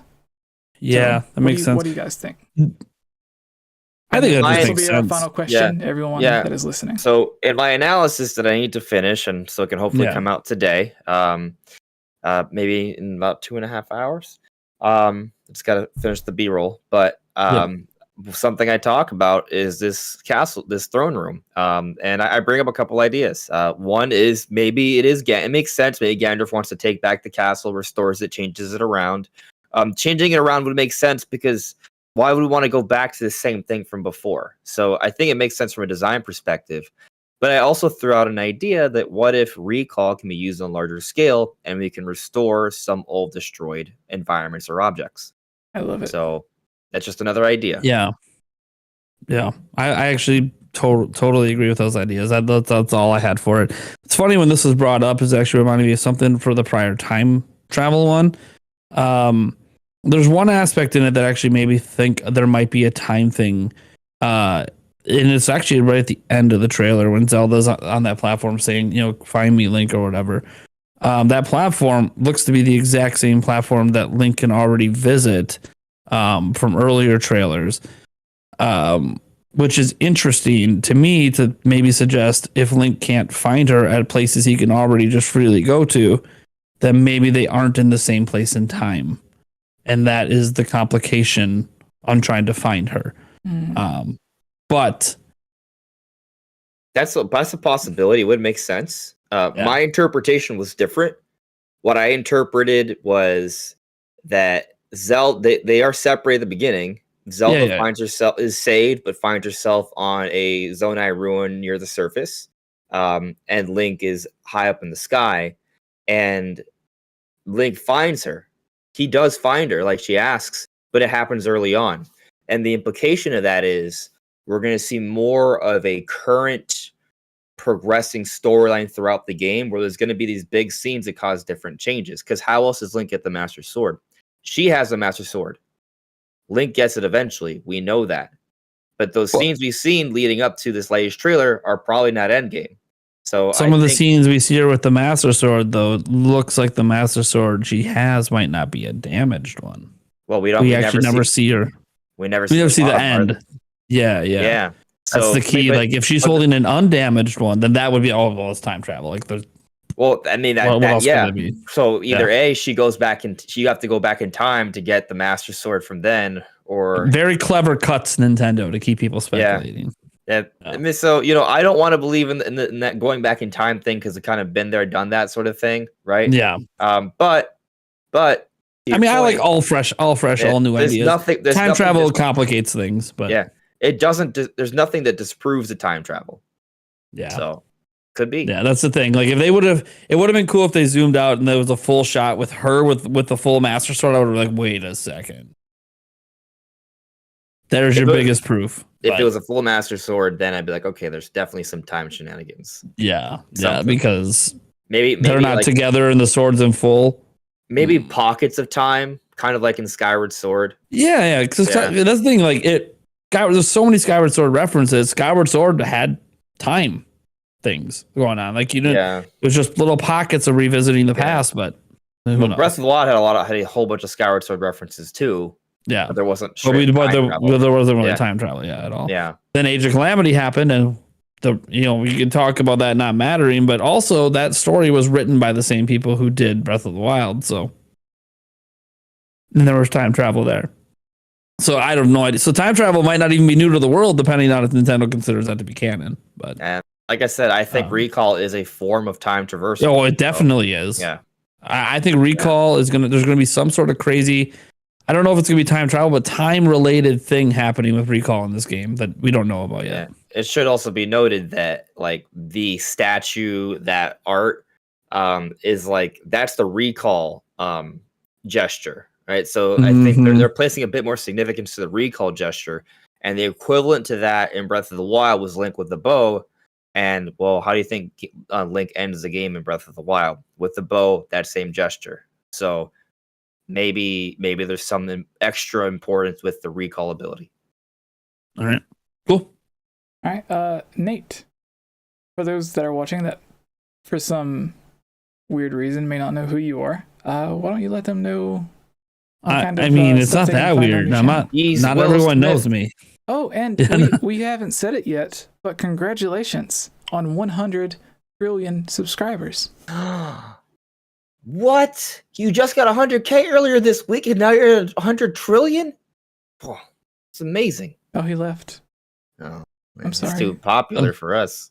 No. Yeah, no. you just look. recently passed 100,000. It is a really cool milestone. I had a big celebration stream for it, and it's just an indicator of a lot of things along the journey. But I don't like making things about me. That's why I don't like bringing it up. No, I watched. I think it was the stream that you had when it happened, and you were talking. You were giving credit to everyone. You weren't just saying like, "Oh, this is me. I did this. F you, go away. This is all me." You were like, "No, it was thanks to this person and this person and this person and this." Yeah. So yeah. Yeah, people actually think I'm being a little too dismissive myself, and I just don't care. I mean, you had a whole stream. Yeah, that's pretty. I mean, yeah. You know. I mean, look, guys, it's super cool, and I'm not gonna say I didn't cry when it happened, or I wasn't excited, and of course, all the emotions, and I know how hard I work on stuff, but like it's just the bigger indicator to me is that I somehow hit 100,000 subscribers at the same time that I got the channel to a point that I can literally look my fiance in the face and say I'm a full-time YouTuber because I can pay all the bills. That's great. And that's like the fact that somehow coincided at the same time is probably just pure luck. But it's kind of like it's like a significant point for me as a YouTuber. But I just want to focus on like moving ahead, keep doing what I'm doing, keep bringing people into the fold and doing the podcast and all this stuff. Like I'm trying to feel like this is just like the beginning. I'm trying to treat this as all right. Now we've like restarted. And let's see where we're going to go from here. Can I give you a few flowers? It's a metaphor. Sure. It's a sure. metaphor. Yeah, I didn't think you were literally giving me flowers. Well, I mean, your background has flowers in it. But anyways, Petals? a couple things. And forgive me if I'm getting too real here, right? But, you know, I'm personally very happy for you, right? And I think you deserve it and then more. You know, I'm your friend, right? But, you know, I think there's a lot of people kind of out where in this industry, right? Be it the fan base or even other creators or journalists that maybe don't give you the respect you deserve, right? And, you know, especially after, you know, some reports that have come true recently and you've become more consistent, right? It feels like people are realizing, oh, wait, we were wrong to doubt him or to see him in that negative light, right? I think sometimes, you know, you've been misunderstood. So, you know, kind of seeing you getting to this point, it makes me happy for you to see that you're there.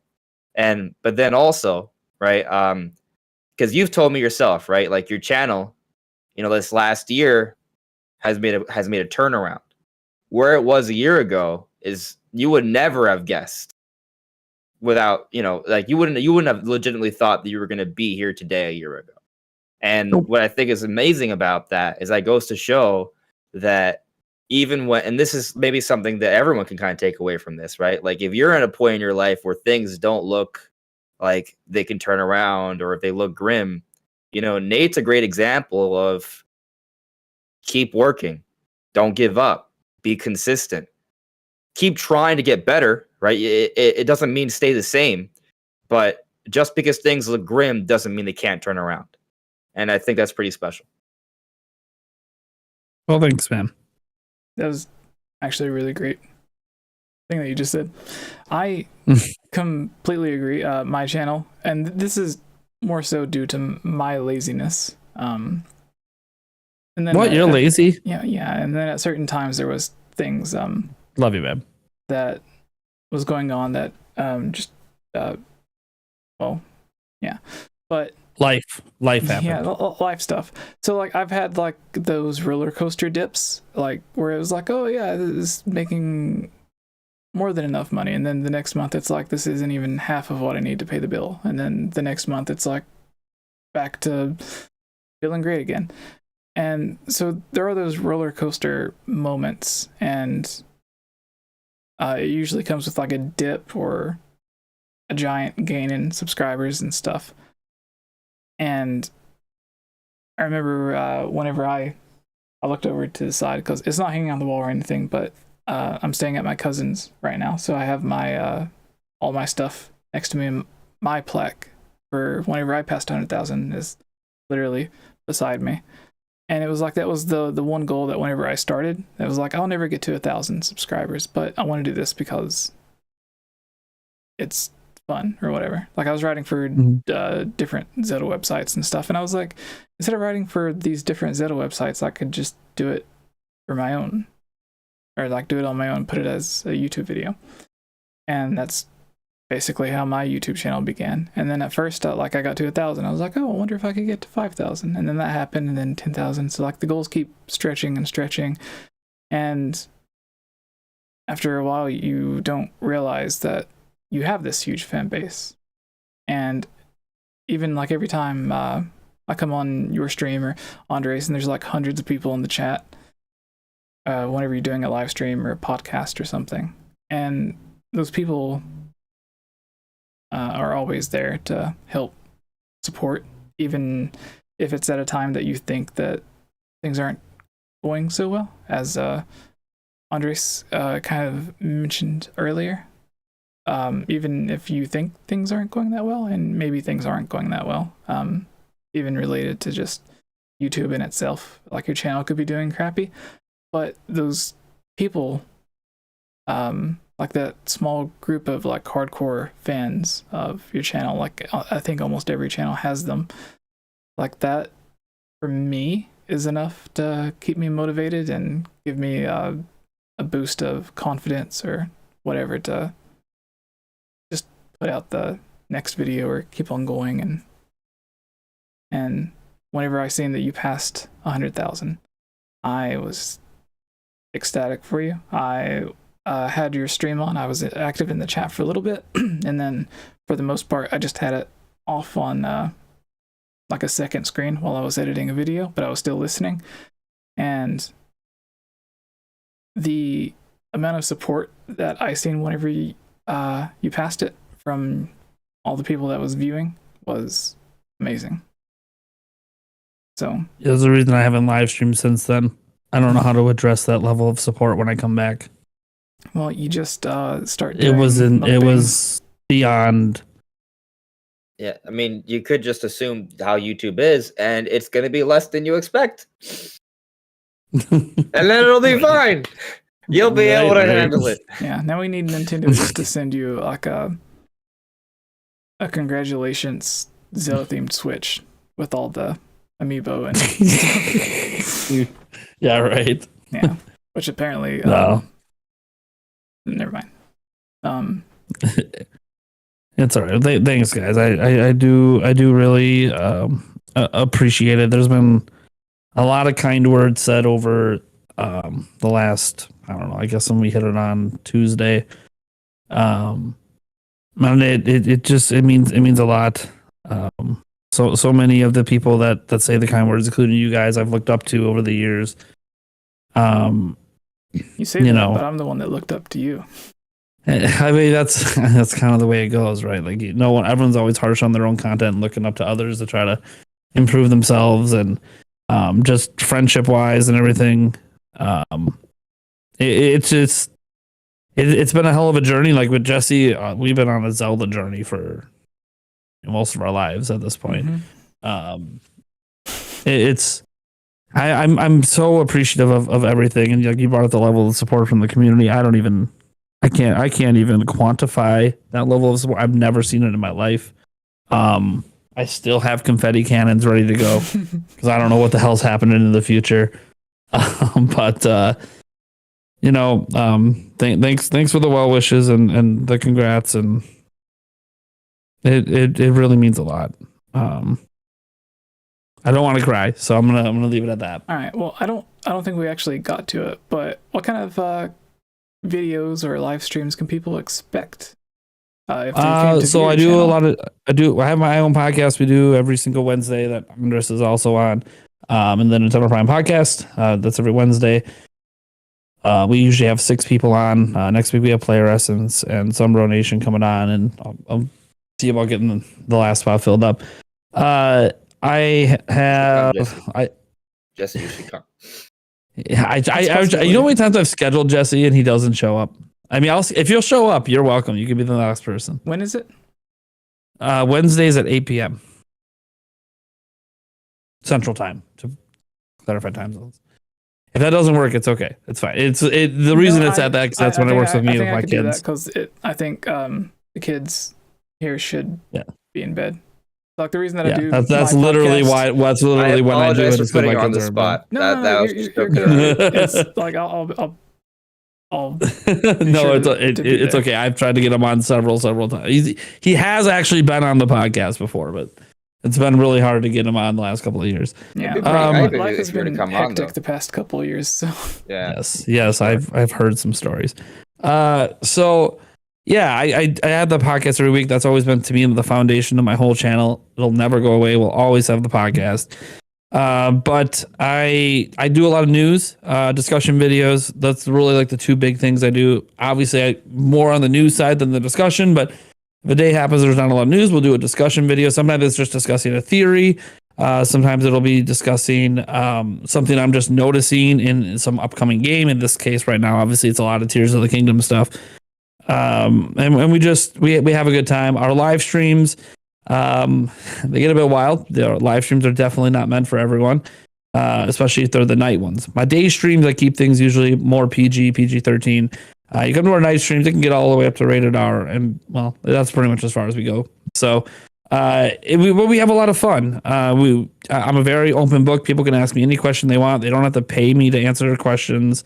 I just like talking and conversing with the community. It happens on every stream.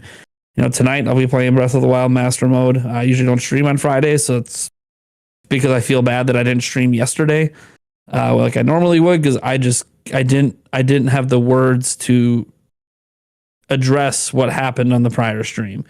I might have wrote some stuff down to say now, but either way, we'll play Breath of the Wild and we'll be answering questions, and we just have fun. Like my channel is all about just having fun, sometimes getting hyped, staying updated on Nintendo, and onward and upward. Next goal, 133K, so we can be roughly the same age as Nintendo at 133 years, because that's how old they are right now as a company. I love it. Andres, subscribe to Nintendo Prime, please. Yeah, there are links again to the YouTube channels, and I'll update them with Twitter and everything else after the podcast. But Andres, what are you doing here, man? How are you? I'm all right. So I promised everyone I would get out this trailer analysis early today. Yeah, I know that's my fault. Bit rough. It's not out yet. But I didn't expect the podcast to go for about 3 hours, but here we are. I'm gonna try and pull off a Herculean effort and edit all the B-roll well in an hour. Which, it's looking tough at it here, let's for what see, you're doing. I'm at the 4-minute mark, and it's a 29-minute video. Apparently, it's going to be right. The kind of video it is, the B-roll is massive in this video. So I think Link Reborn in the chat wants to know if you're going live tonight, Andres. I'm not going live tonight. The analysis is coming out. It's a long one. It's going to be. Yeah. I made sure to. I spent a long time on the audio. I was very comprehensive. So if you could check it out today, on my channel, you need to go watch it. It's. Please watch that analysis. It's coming out in a couple hours. I'm worried if I release it late, it won't do well, but I'm also worried if I don't release it soon, it won't do well either. So I understand that. Yeah. Before everyone else finally gets all theirs out, because a lot of channels don't have theirs out because it's a lot. Mm-hmm. It's a lot. It's a lot. Yeah. So, but I try to be super concise, honestly. So I mean, there's detailed but concise. It's hard. But the initial recording is 54 minutes. I chopped it down to 29, but it actually has more content than the 54-minute recording in less time. Let's just say that. But yeah, I'm excited about it. I just want to hopefully I can get it out today. If you could watch it, that'll be helpful. All right. If people wanted to know what kind of other content they could expect to see on your channel, aside from this big upcoming video that you have possibly releasing today. I make Nintendo discussion and theory videos. That's what I do. So there will be more Zelda theory videos. I think this trailer has given me more fuel to the fire of the great moon theory. So I knew that was coming. it's coming. Oh, it's coming. There's a certain moment that happens in that trailer that I think I even said out loud while I was live reacting. Okay. Oh no, his moon theory. There's at least 3 things that happen in the trailer that I think strengthen the moon theory significantly. And what sucks is that I already had a recording and I was already editing the moon theory video, but then Nintendo announced the trailer. I was like, oh, well, I gotta push this up. And now I'm scrapping the recording because I explained things that they confirmed during the trailer. So there's no reason, like, for example, I explained, oh yeah, so there's like this whole negative coordinate thing. When Link goes north, you can see, like, I don't have to even talk about that anymore, right? So like, yeah. But there's a big moon theory coming. And I don't just talk about Zelda, even though it's a big part of the channel. Everything Nintendo, Metroid, Donkey Kong, Mario, Switch 2, or whatever. Pikmin. Let's go Pikmin. Pikmin 4 July. Let's do it. It's coming. So we talk about it all, and we also started streaming more regularly. Yes, I've been getting my butt kicked by a line on the Great Plateau, so Still haven't got past it? No. Oh, I know. No. You ended the last stream without doing it. Wow. No. There's Yeah, a it was line bad. outside my house. It stops me from going to the grocery store every now and then, so I feel you. Yeah. Tuesday, though, I might do another one, and I might make a bet, something like, if I don't beat the Lionel today, I'm never streaming again. Like, whoa. Yeah. Whoa. I mean, I'm gonna practice. I'm gonna make sure. I've done it before, but it takes me dozens of tries because it's one shot. If you get hit once, you die. Yeah. Can't make any mistakes. And the way I do it, I'm always trying to stun him in a small part with the arrow, and if you miss, you die. So I know which way you're doing it. Yeah, that's tough. Yeah, there's probably a smarter way. There's always multiple ways, but it's tough. It's tough with that one out there because you have less abilities, you have less options. Less abilities, and and you get too far away, and then you have that whole new element. And it's all right. It's fun though. Andres, thank you for coming on 3 times in a row. I guess 3rd time is the charm. By the way, go subscribe to Andres Restart. Try to get him to 25K by the time Tears of the Kingdom comes out. Let's go. Yes, let's do it. Look forward to the video he has coming out later on. And thank you to Nate for coming on as well. And of course, thank you to the Geek Apprentice and Andre from Game Explain, who were here earlier but had to leave because something to do with Bowser kidnapping loved ones or something. I don't know. You know Bowser. He does his things. He writes songs about butts and stuff. So thank everyone for coming in. Winning an Oscar this year. Let's go. Yeah, seriously. But yes, thank you all. I hope you all have a great day and happy Halloween. Bye, everybody. Yep.